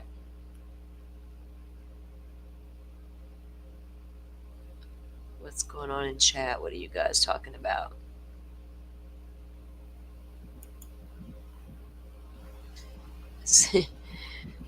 You think the chat's super tired today? Are y'all tired today? I don't know what y'all are talking about or anything like that going on, so I'm sorry. We're bouncing around. We have lots of issues. Like Oh my gosh. Lots internet. of issues. Yes. It's not me, is it? No. Oh, no. Hey, I've not lagged yet, have I? I haven't, nobody's cut out. Mm-mm. Awesome. No, you have not at all. Do you have your new cable? Do you have it? Oh yeah, it's hooked up. I hooked it up after dinner last night. It came yesterday. You have not lagged out one single time today. That's Thank goodness. awesome. Maybe problem solved. We haven't played a video yet, but we will eventually, Right. If we get past that test, we're doing great. But yeah, so far so good. Yeah. It's amazing. Am I So louder thank you. now? Yes. Now you are. Have you Yeah. been trying to talk? We didn't hear you. No. I just was checking my microphone volume, and it was at 50%. That was the problem. Oh, okay. That'll do it. Right? That'll do it. Okay. So they go on to talk about the touch DNA and the admissibility of the word, in the opinion of how the transfer of DNA to Q1.1 is not proper expert testimony. They don't want to talk about how it could have gotten there. To rebut the citations to the research on the topic, to transfer and analysis ability to assess transfer in a particular case. The state offered a brief conclusionary affidavit from Nolan. This affidavit does nothing to assure or assist this court in coming to a decision. As stated in motion limine number 6, the state intends to offer Nolan's opinion that DNA found on Q1.1 is from direct contact. That would be the sheath. Despite acknowledging that current DNA technology cannot conclusively answer the question of when DNA was deposited on an item or by what mechanism. But nonetheless, it's his DNA, right? That's what they're saying. Nolan essentially places her subjective personal opinion in direct contradiction that the technology used cannot answer that question. This type of opinion and testimony is exactly the type of misleading testimony that the EWG group was concerned about. Boy, if Anne got away with some of these filings, she would make a name for herself. Idaho Rules of Evidence 702, especially where DNA is concerned at a crime scene. Damn it, Ann Taylor. I like this lady. Y'all, as a lawyer, I can't help it. I'm not saying she's going to be good, get all of this done, but she's giving her damn best shot. Okay. As set forth in motion in limine number 6, Mr. Koberger objects to the specific testimony of Nolan regarding her opinion that the DNA found on Q1.1 is more likely the result of direct transfer. A qualified expert may testify in the form of an opinion only if their specialized knowledge will assist the trier of the fact to understand the evidence or determine a fact of issue, because a verdict, expert opinion, which is speculative, conclusionary, or substantiated. There we go. And then it goes on to Nolan is not an expert in transfer, and that's what the defense is arguing, that first question the court needs to answer is whether Nolan has the proper expertise to proffer an opinion of how DNA arrived on a sheath. So, how it arrived on a sheath, right? So, where's Anne going with that argument? She's going to say it got. When are you going to say it got there, Anne? And how?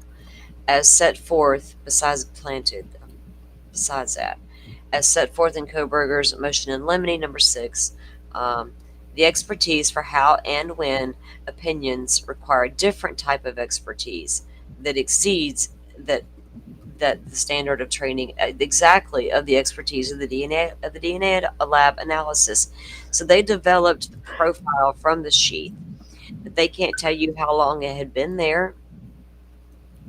There are separate experts for that. That's a long one. I'm not reading the rest of all that. Hold on, I got to get a drink. She listening? Because I've heard a lot of people talk about, since it was on a brass snap, the DNA gets, deteriorates or whatever. So Yeah, we've looked into that, and we've got a lot. Mr. Steve has looked into that as well. We've done some more recent lookings into it. But I have not heard the defense say anything about that. Like, oh, No, it 'cause shouldn't it's be not on an it. issue. It's not. Okay. It's not.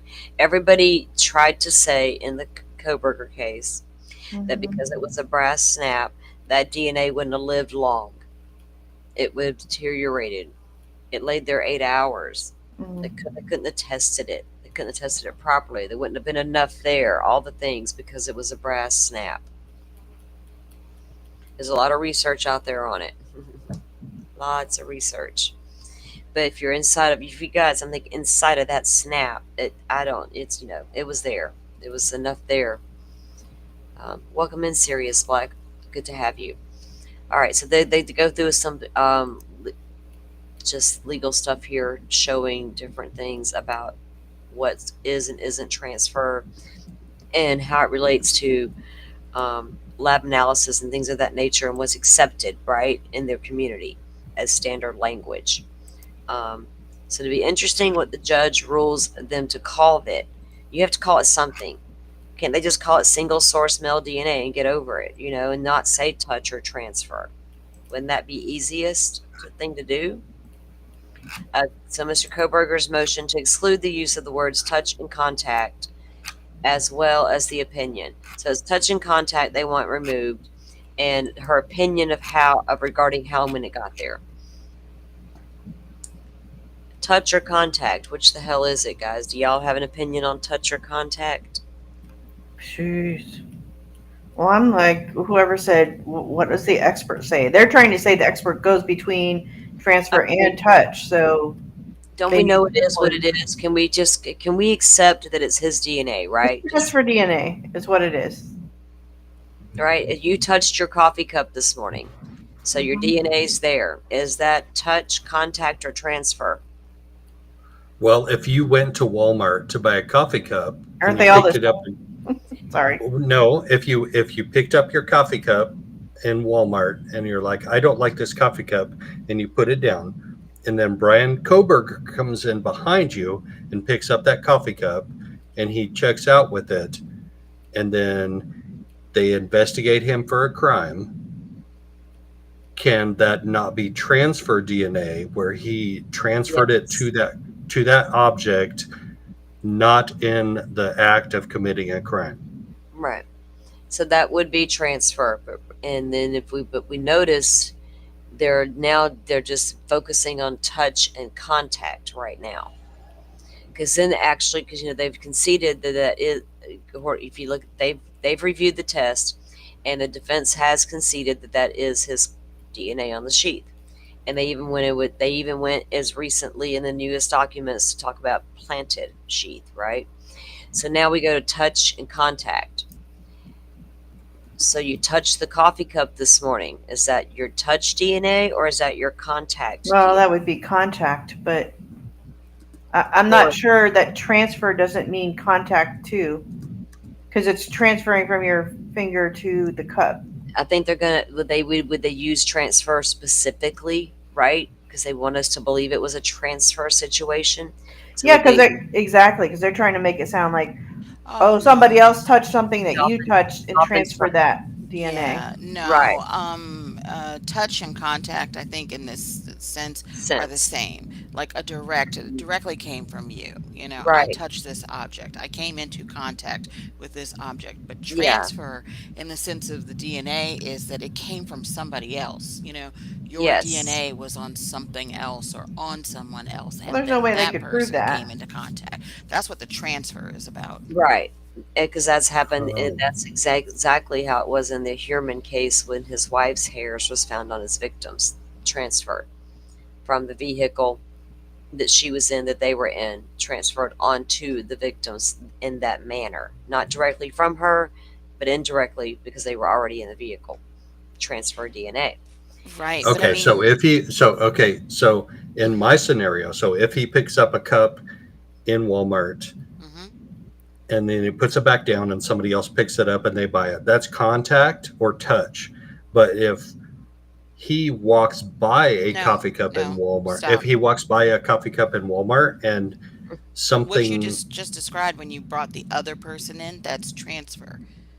okay, Because you're saying somebody else came and picked up that same cup, then his DNA transfers from that cup to that second person.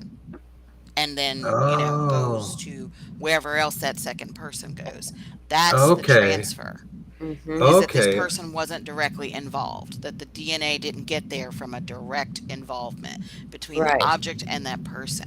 But like literally I don't understand. I do understand legally why she's arguing this, but it's like just to, nip this in the bud, I Mhm. think that the judge should just say, "Okay, great. She can't use the term touch or contact, and all she can just say is that okay, a single source, DNA Yep. was found on the sheath and keep on going. And Exactly. she can't testify as to how it got there, when it got there. She Yep. doesn't know that. Nobody can 100% say, you know, Mm-hmm. I not agree a a thousand DNA percent. analyst. So, Yep. yeah. Yes, ma'am. You nailed it. It's exactly what the situation is here. So I would say, why not just say single source male DNA and be done and move Hmm. We, on with it. it's even more complicated than you're making it because technically, DNA transfer, there's primary transfer, which is DNA is directly transferred from And how person do we to know an he didn't object. primarily transfer? You know what I mean? No one knows. Yeah, we don't know if it's primary or secondary because secondary means it It's goes there, from one person to another person or but object. Which is here's also the part of the argument. right, Right. and they can't tell that by based on the amount that was found, right? Oh, we found so little, it has to be transfer, right? It has to be. No, that doesn't work like that either, you know. But so, what do you label DNA that you find in future crime scenes? It can't be just not going to be just this case. They got particular with words over in the Stearns case. They're getting particular with words over here in Idaho about what can and can't be. Particular words that can't be used in court. That's Idaho and Florida, a whole different damn states. So arguments going forward are going to be a lot like this. Do you know what I mean? So what are you going to call it if you can't? What are you going to call that DNA you find at crime scenes that it's not biological, like the blood or the saliva and things of that nature? Just call it single source and be done. Like Dolphin, I agree on that. Just be done with it already. Okay.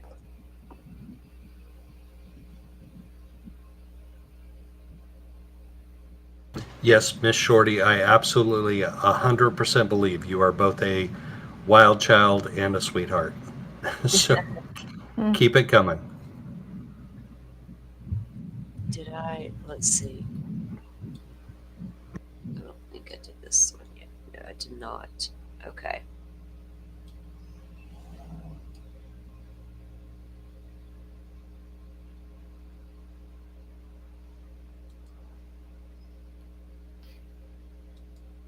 Let me get my screen. Here we go. Let me make it a little bit bigger. Oh, so I can see it better.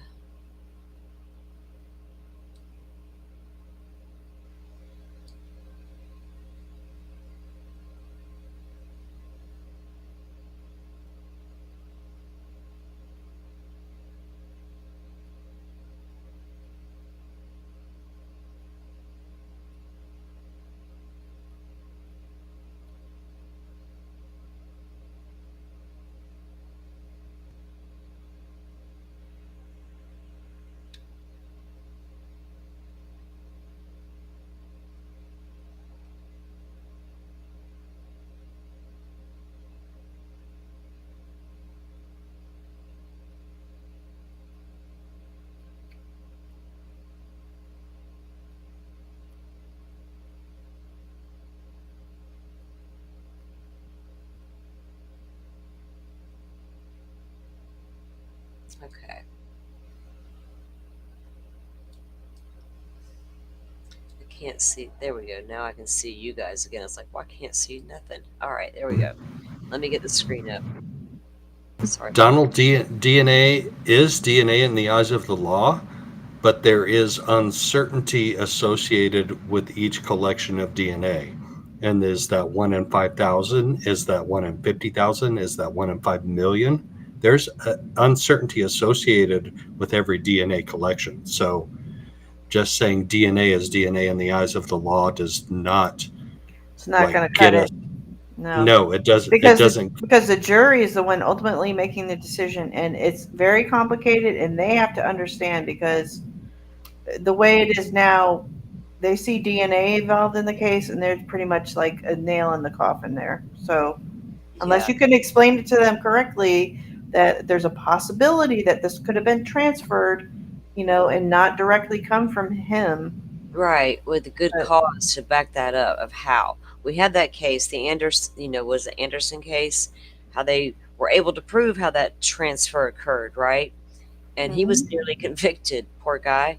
But Denice what? 1 in trillions? Who said 1 in trillions? Where have we seen that evidence? 1 in trillions? Yeah, they said trillions. 1 in trillions. Who said that? Where's that in court documents? oh, are you responding to somebody in chat, or you just? Yes, I'm sorry. I'm Yes, sorry. yeah. Yeah, sorry. What are you talking about? I don't even know what Donald Be D. nice. Nice said they said trillions. trillions That of he's what? a match. He's Oh, talking about the octillion comment. octillion comment about the DNA sheath match. It's like 27 Yeah, octillion. yeah, exactly. You know, so they don't have a way of knowing if it was contact, touch, or transfer. You know what I'm saying? Just it's there. We don't know how long it got there either. But if they can prove a transfer occurred, like I went to a knife show,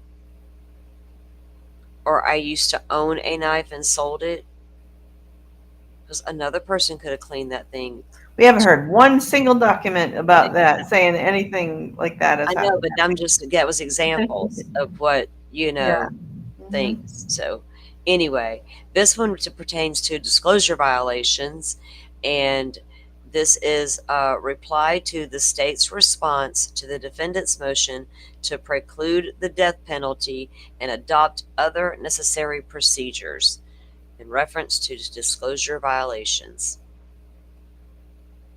So this is Brian Koberger bringing this forward, and he's replying to the state's response to his motion about keeping the death penalty off the table and adopt other necessary procedures. The volume of discovery in this case is exceptional. Sorry, I moved my phone on my way. Exceptional. One of the last highly publicized death penalty cases or case in Idaho involved 3 victims killed in separate incidents and months-long investigations spanning multiple states. The discovery in this case totaled less than 5 terabytes.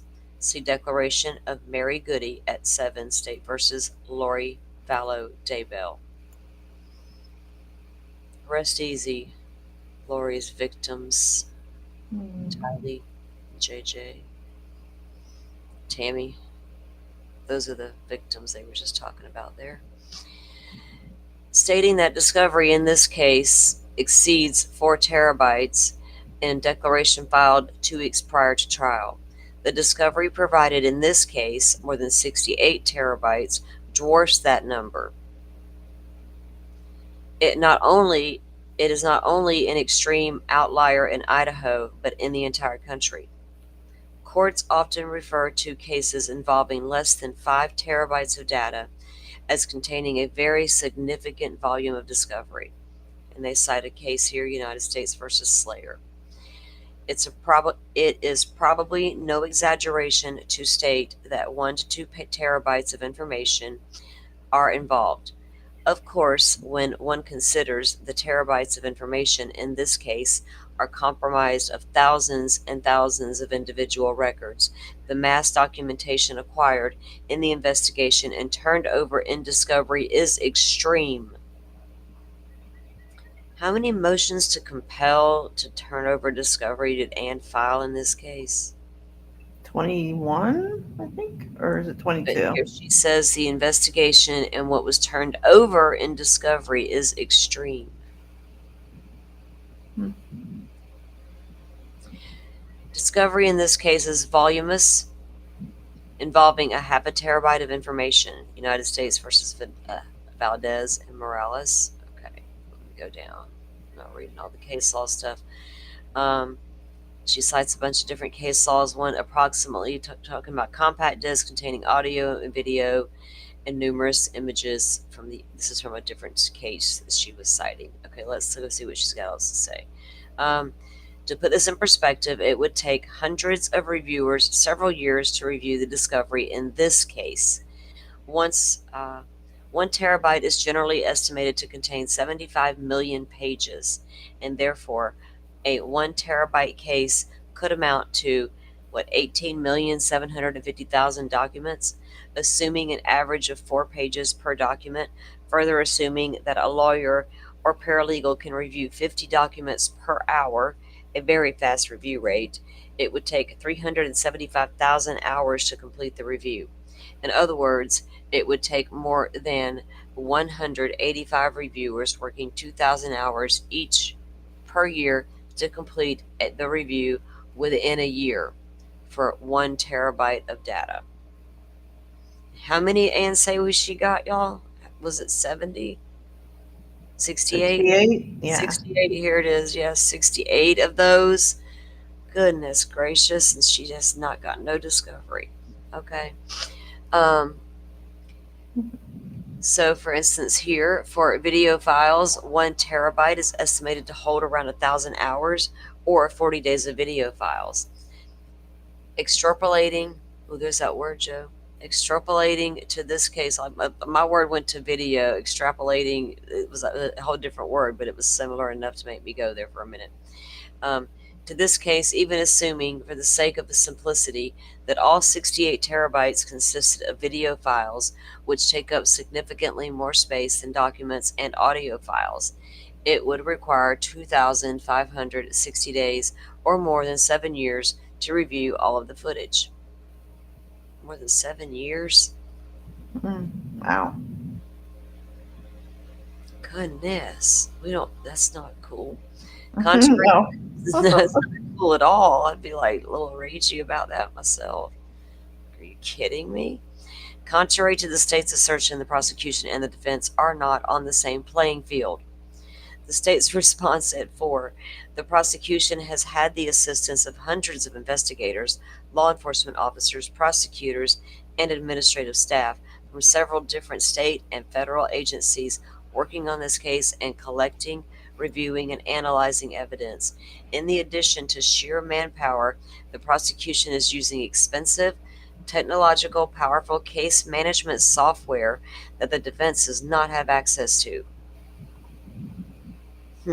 Take that. According to its website, their case management system, I'm into this because I think something needs to be done about it. And if Ann can bring it and make them do it, then do it, baby girl. Probably because I'm sick of hearing this argument. Prosecutor by carpal allows for prosecutors to tag individuals, in this case, and pull up all documents related to them, both within a case and across cases, has a global search function to search all discovery and case documents at one time and even generate reports from searches, and allows external individuals and agencies read-only access to the case and the ability to upload documents directly into the case system. The system automatically aligns the previous information. And she cites information management features enable your prosecutors to do more in less time. Sifting through search results and going through mountains of paperwork just to find one piece of information saps valuable time that could be spent on more important tasks.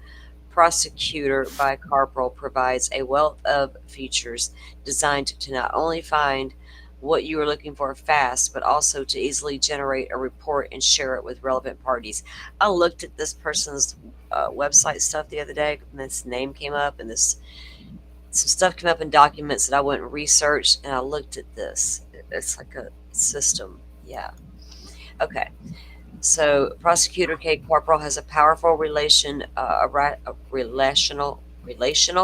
database that features broad search capabilities, so they can find your case information quickly and easily. She cites integrates it with the court, law enforcement software, and more external agency portals.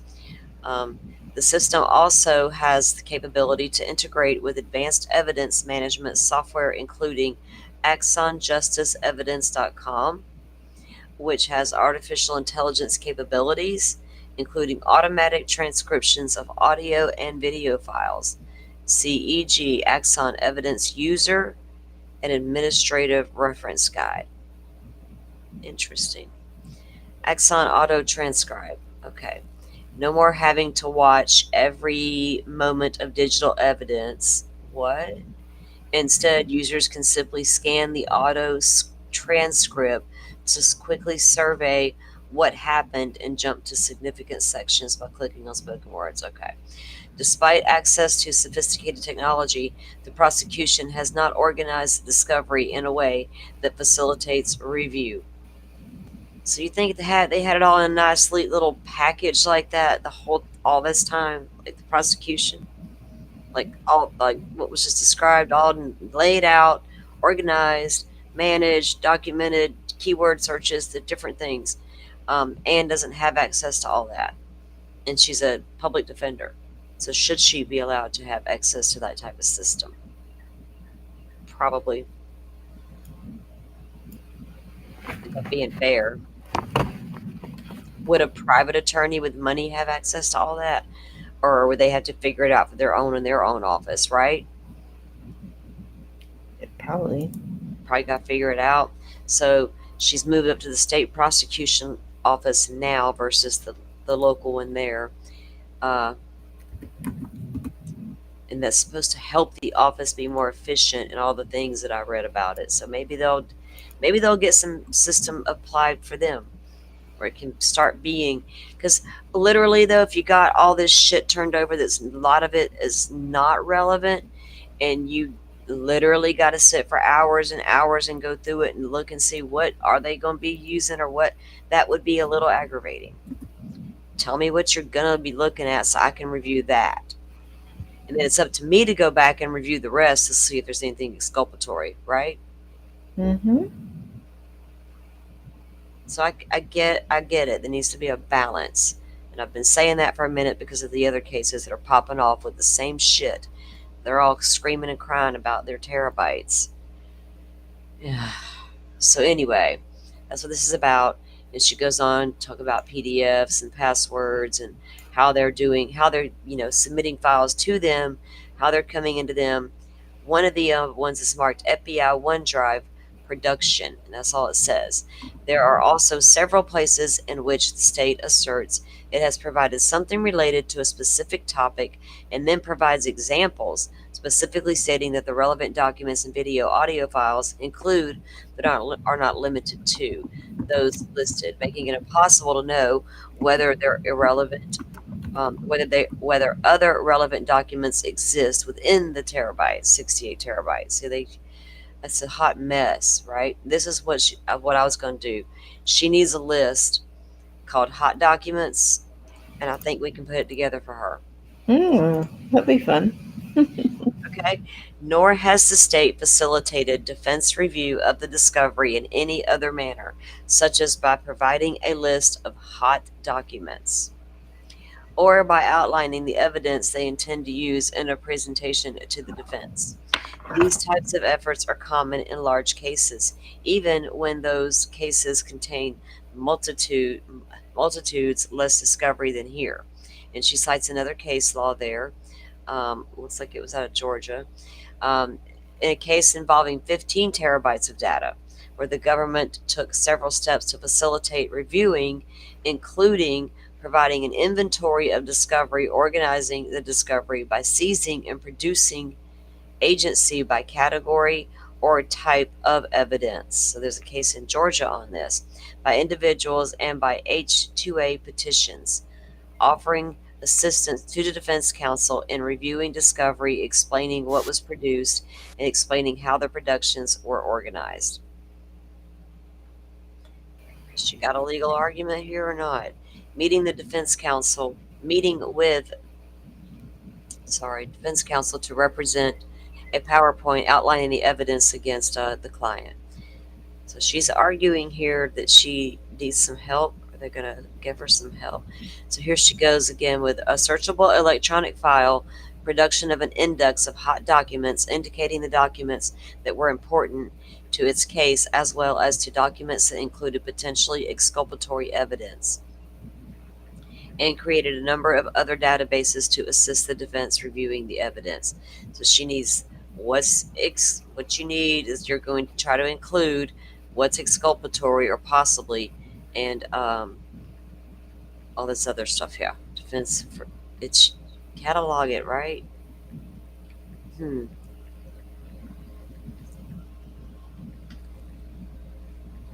can't be so much of it that it takes years to get to trial because they can claim they can't get through it all. Do you know what I mean? Something has to be done. That's why this argument's intriguing me. So they made them do it apparently in Georgia for that case. Go back and get this shit organized. Come back at us again. Okay, government must rely on reviewing the materials in the database. She goes on and on about it. I'm not going to read the whole thing because this whole damn thing's like 34 pages. Yeah. The state correctly points out about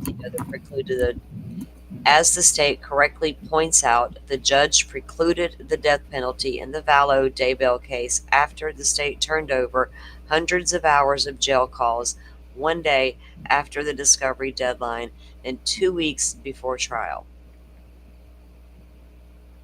Though it would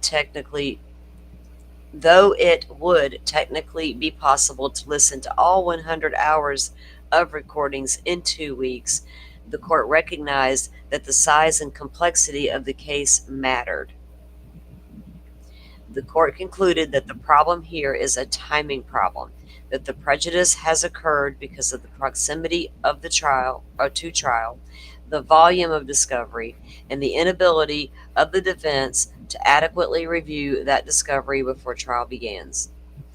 State's response, and then it quotes the state's response. Video proceedings they have a hearing that they noted. The mitigation specialist declaration, see state's response 8, explains the prejudice of late disclosure in a case already involving 4 terabytes of discovery. Sifting through such a huge number of the investigative documents, audio, scientific evidence, mitigation. So during that, I'm going to read the rest of that. The declaration of Mary Cootie is who the defense has as their expert now in this. The court determined that precluding the death penalty was less severe than excluding some of the state's witnesses or evidence. So they had options there of what to exclude, right, as the sanction for the prosecution. Some of your witnesses, some of your evidence, or the death penalty. And that precluding the death penalty under the circumstances was consistent with heightened scrutiny and due process guaranteed to defendants in capital cases. Here, the discovery problems have existed throughout this case, requiring near constant litigation and significant time. The volume of discovery is an extreme outlier, even in the cases involving massive amounts of data. The state has not complied with the court's deadlines and thus has derailed counsel's review of the state's case and the evidence in the months before the trial, like in the Vallow-Daybell case, but in much more extreme fashion.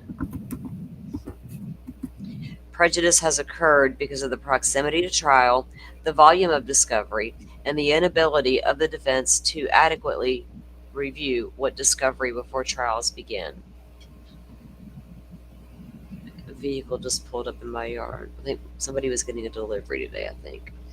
The due process clause requires a balance of forces between the accused and his accuser. The 18th Amendment requires a heightened standard to be applied to capital cases. Sorry. Therefore, the lesser prejudice is required to preclude the death penalty, and in an effort to balance the forces of due process. And then she goes on and on. Like I said, it's a 34 pager, guys, on that one. And then to get on down here, and they go to the doctor's declaration, and it's pretty long as well. She's got a lot of credentials there they throw in. I'm just going to skim through that. I'm not reading all of her stuff. Then they get down here and they cite this guide about the death penalty cases that was they talk about in there. So that was like the end of that. So that was that one. I don't know. I'd like to see what the judge. I want to see what the judge's decision is going to be on if they can prove prosecution didn't meet deadlines, right, when they had certain information, or if they turned it in a day late, a day whatever, then they're going to get what's coming to them. That's all I can say. But I'm interested to see how the judge rules on that so I can see if they did or didn't, right? I hope they didn't. I've said that for quite a long time, knowing what happened in Lori's case. I was like, man, if he's the guy and they screw up in a way like that, that's not cool, especially considering what happened over there, and they should know about that.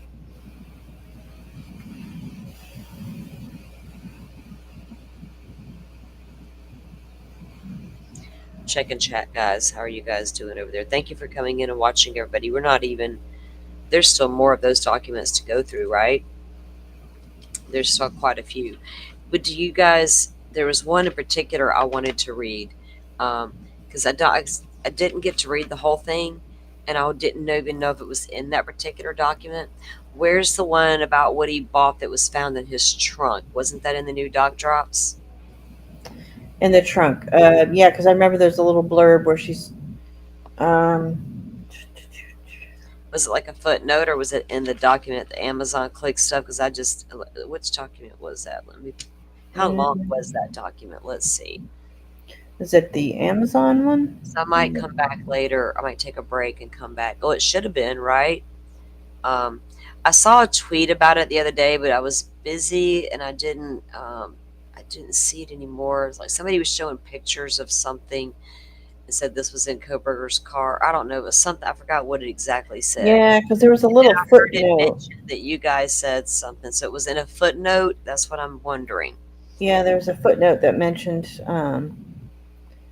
Let me see.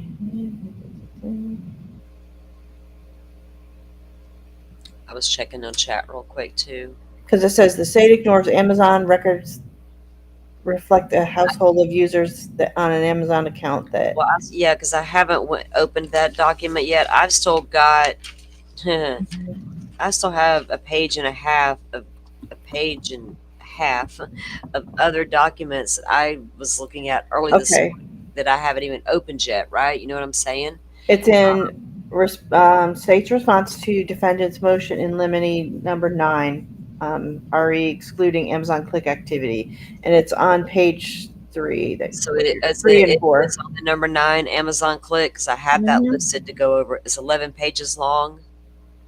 321. It was filed. 11, correct? Yes, 11. Yeah, file 321. Let's see. Page 2. It starts what you're talking about. Okay. Let me pull that up.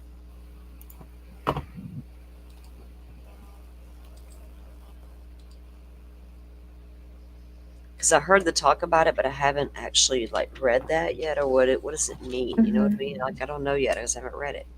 So Right. this is the let me scroll down a bit.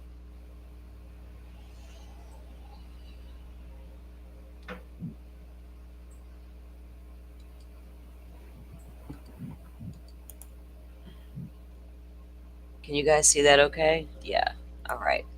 So this is the reply to state's response to defendant's motion in limine number 9, and they are seeking to exclude the Amazon Click activity evidence at trial. And we just saw some more information come down in the new documents about that Amazon activity, where he purchased the K-Bar back in March of 2022, months before he went to Washington.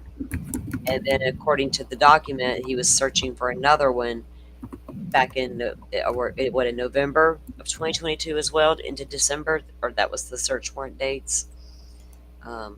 So okay, so they want to keep out that activity. You said it started on number 2, and this is a state's. Like I said, this is about excluding the Amazon click activity evidence at trial, and they have an expert from the Amazon company going to come in to verify these records are true and accurate and all the things.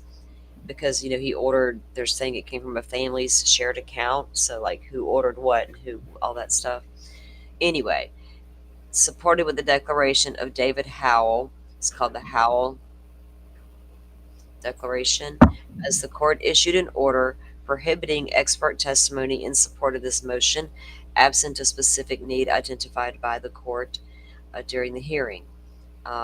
Order denying witness testimony, that was back on April 9th. Or no, to be held on April 9th. That's coming up. It was filed back in March. Okay. The court has introduced Mr. Koberger to have his expert, has instructed Mr. Koberger to have his expert available via video live stream. Remember, he didn't need to be there, just his declaration should be enough. So they're talking about Cyray.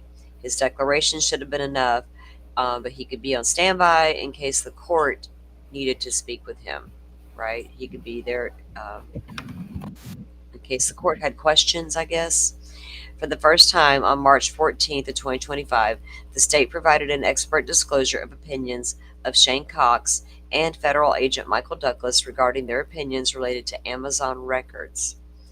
See the stats, and they cite which disclosure that was filed in back in March in the exhibits. Okay. This is an example of abusive discovery tactics by the state.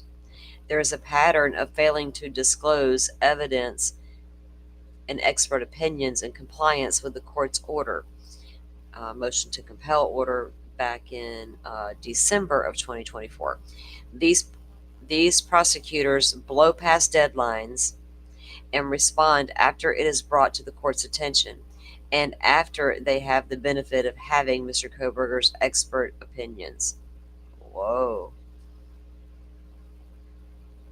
The state's expert disclosure is 3 months past its deadline, with trial looming in less than 5 months. Redacted order governing further criminal proceedings and notice of trial setting filed back in December of 2024. Mr. Koberger seeks to protect his rights to due process, effective assistant counsel, and a fair trial guaranteed by the 5th, 6th, and the 14th Amendments.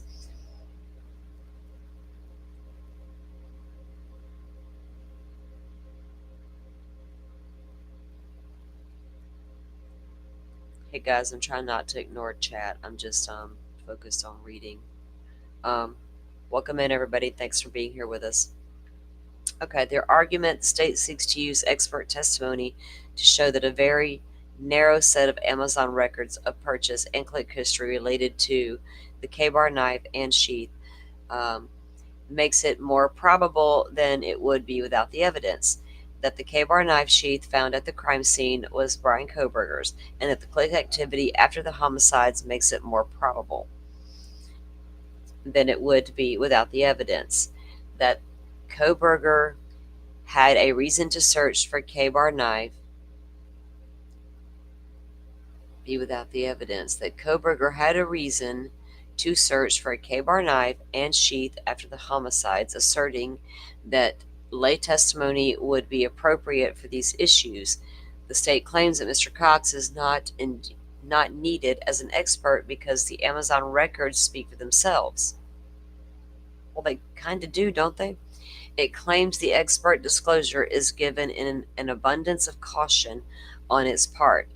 In a separate motion, the state seeks self-authentication of the Amazon records. As set forth in Mr. Howell's declaration, Amazon data is complex. There is nothing about its production, review, or analyst, algorithm, or machine learning that a lay witness could explain to a jury. Without proper expert explanation, the data itself is misleading, especially incomplete and cherry-picked data, as is the case here. Okay, so we're like on page 3, and it hasn't mentioned that stuff yet, right? That I was talking about. Maybe it's in here somewhere. It should be. It's 11 pages long. Okay. Not only did the state fail to properly disclose the evidence and expert opinions, but it also advises that it's awaiting additional information from Amazon that the state understands will clarify to the extent AI is incorporated into Amazon's system. AI does not create a user's actual inquiry. I had to make sure chat was okay there. Let me get that back. Okay. Actual inquiry. Apparently, more late discovery tied to expert opinion is coming. Of note, Mr. Koberger sought to suppress the Amazon search warrants as overbroad and general warrants because of the extensive amount of records requested. Motion and memorandum to suppress Amazon filed back in November of 2024. This court denied the court denied that motion and orders on the defendant's motion to suppress the AT&T. They also tried that. That was back in February. Okay. Now that the state has disclosed experts' opinions, it is clearer that the state intends to use incomplete data to mislead the jury.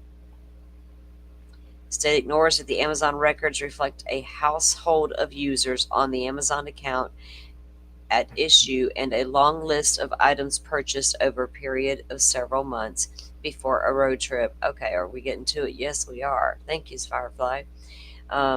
State ignores that the Amazon records reflect a household of users on the Amazon account at issue and long list of items purchased over a period of several months for a road trip or hiking, to include a roadside repair kit, tire inflator, a backpack, and bear spray. So why are they pointing that out? I mean, I guess they're trying to say, oh, the K-bar, maybe the K-bar was for, in case he Could came have been across 'cause a bear. he was preparing to hike, right, in case he came up on a bear and the bear sprayed Yeah.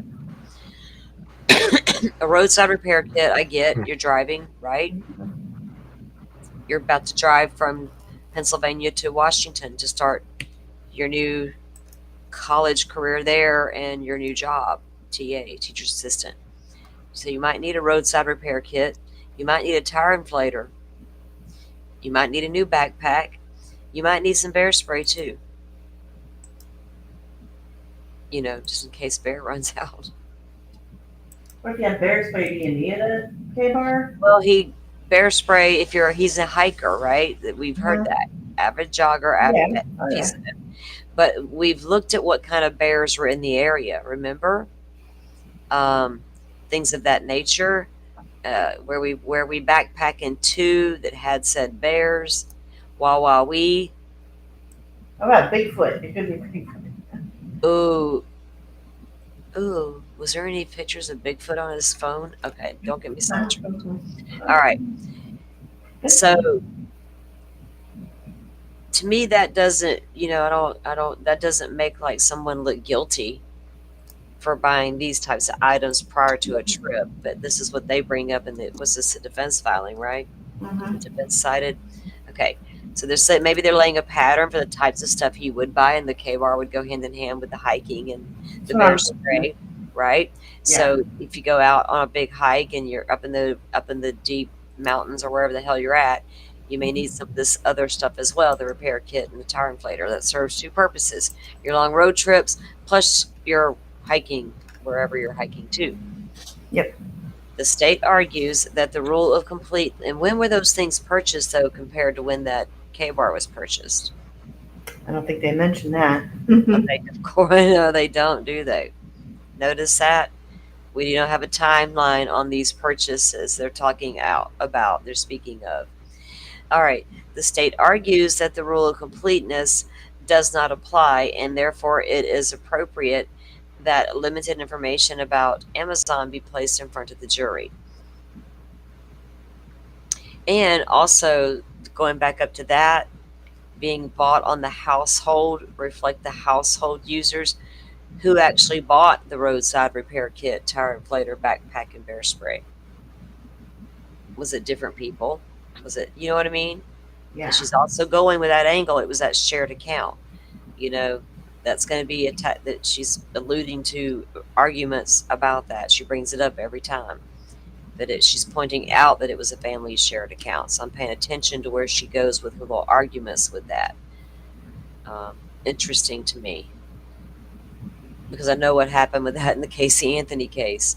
The state argues that the rule of completeness does not apply, and therefore it is appropriate that limited information about Amazon be placed in front of the jury. This argument ignores and violates Kohberger's rights to present a complete defense. As Justice Potter Stewart wrote, any rule that impedes the discovery of truth in a court of law impedes as well the doing of justice. Yes, sir, it does. We can agree. This illogical, skipped a part.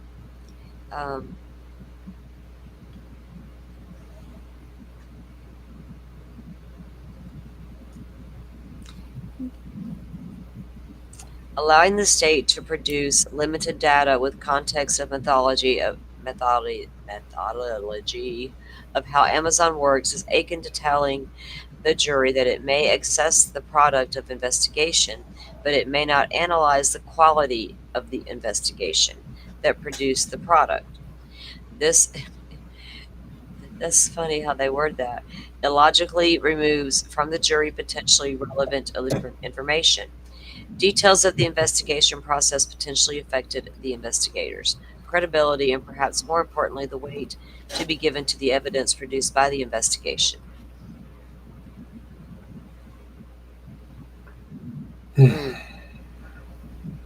Goodness, man. Okay, so then they go on to explain their different Amazon stuff. Customers also bought, and they're going to try to explain how it works and influences, right, once you start looking. And here's one that says this. Let's see what this says, though, about the family account.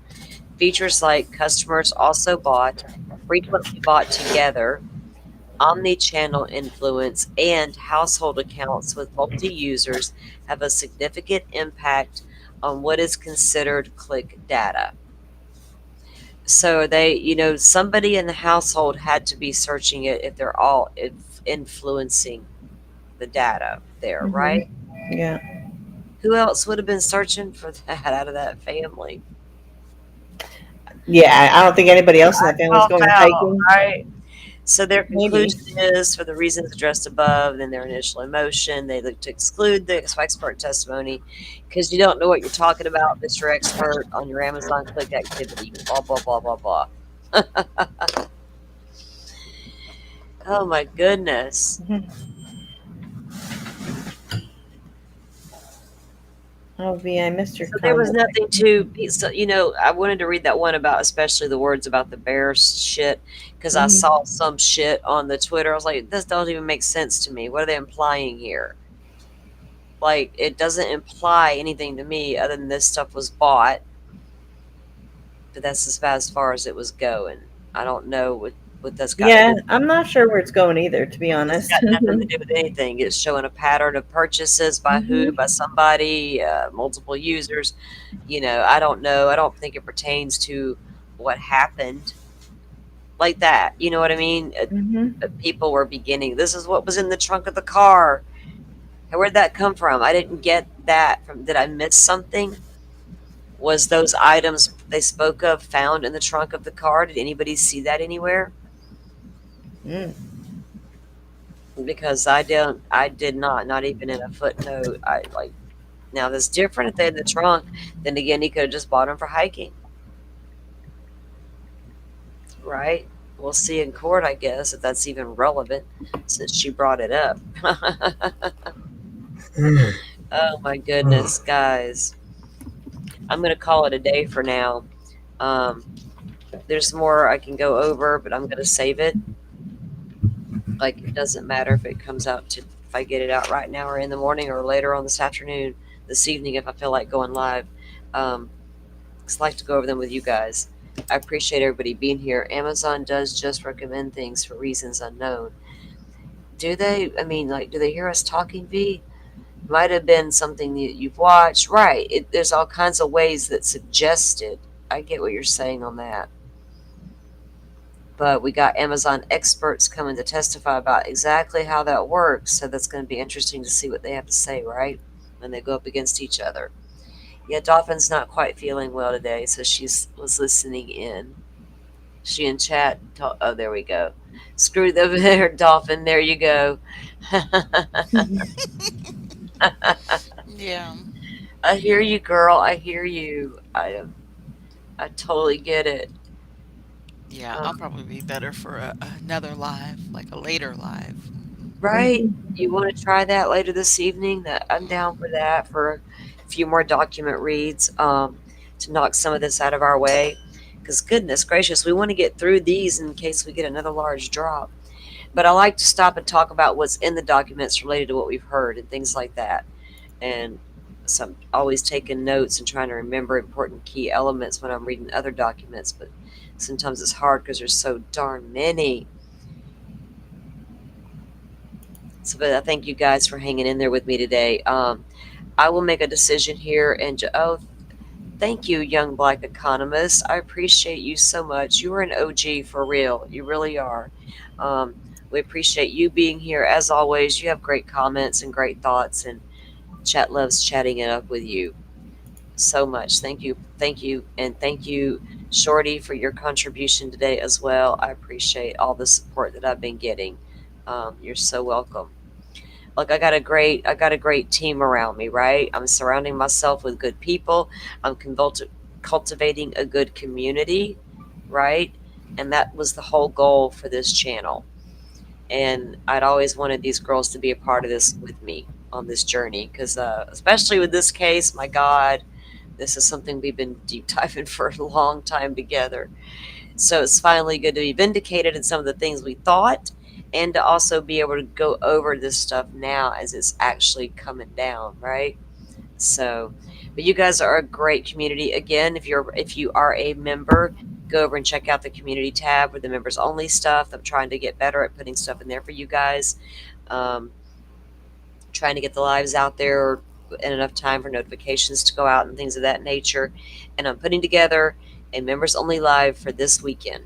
So look for that as well. Again, I appreciate everybody. Dolphin, thank you for coming up, even though you weren't feeling well. I still appreciate it. And Joe, thank you for being here. You still here with us? Yes, I'm here. Thank you for having me. Oh, you're welcome. And Firefly, thank you.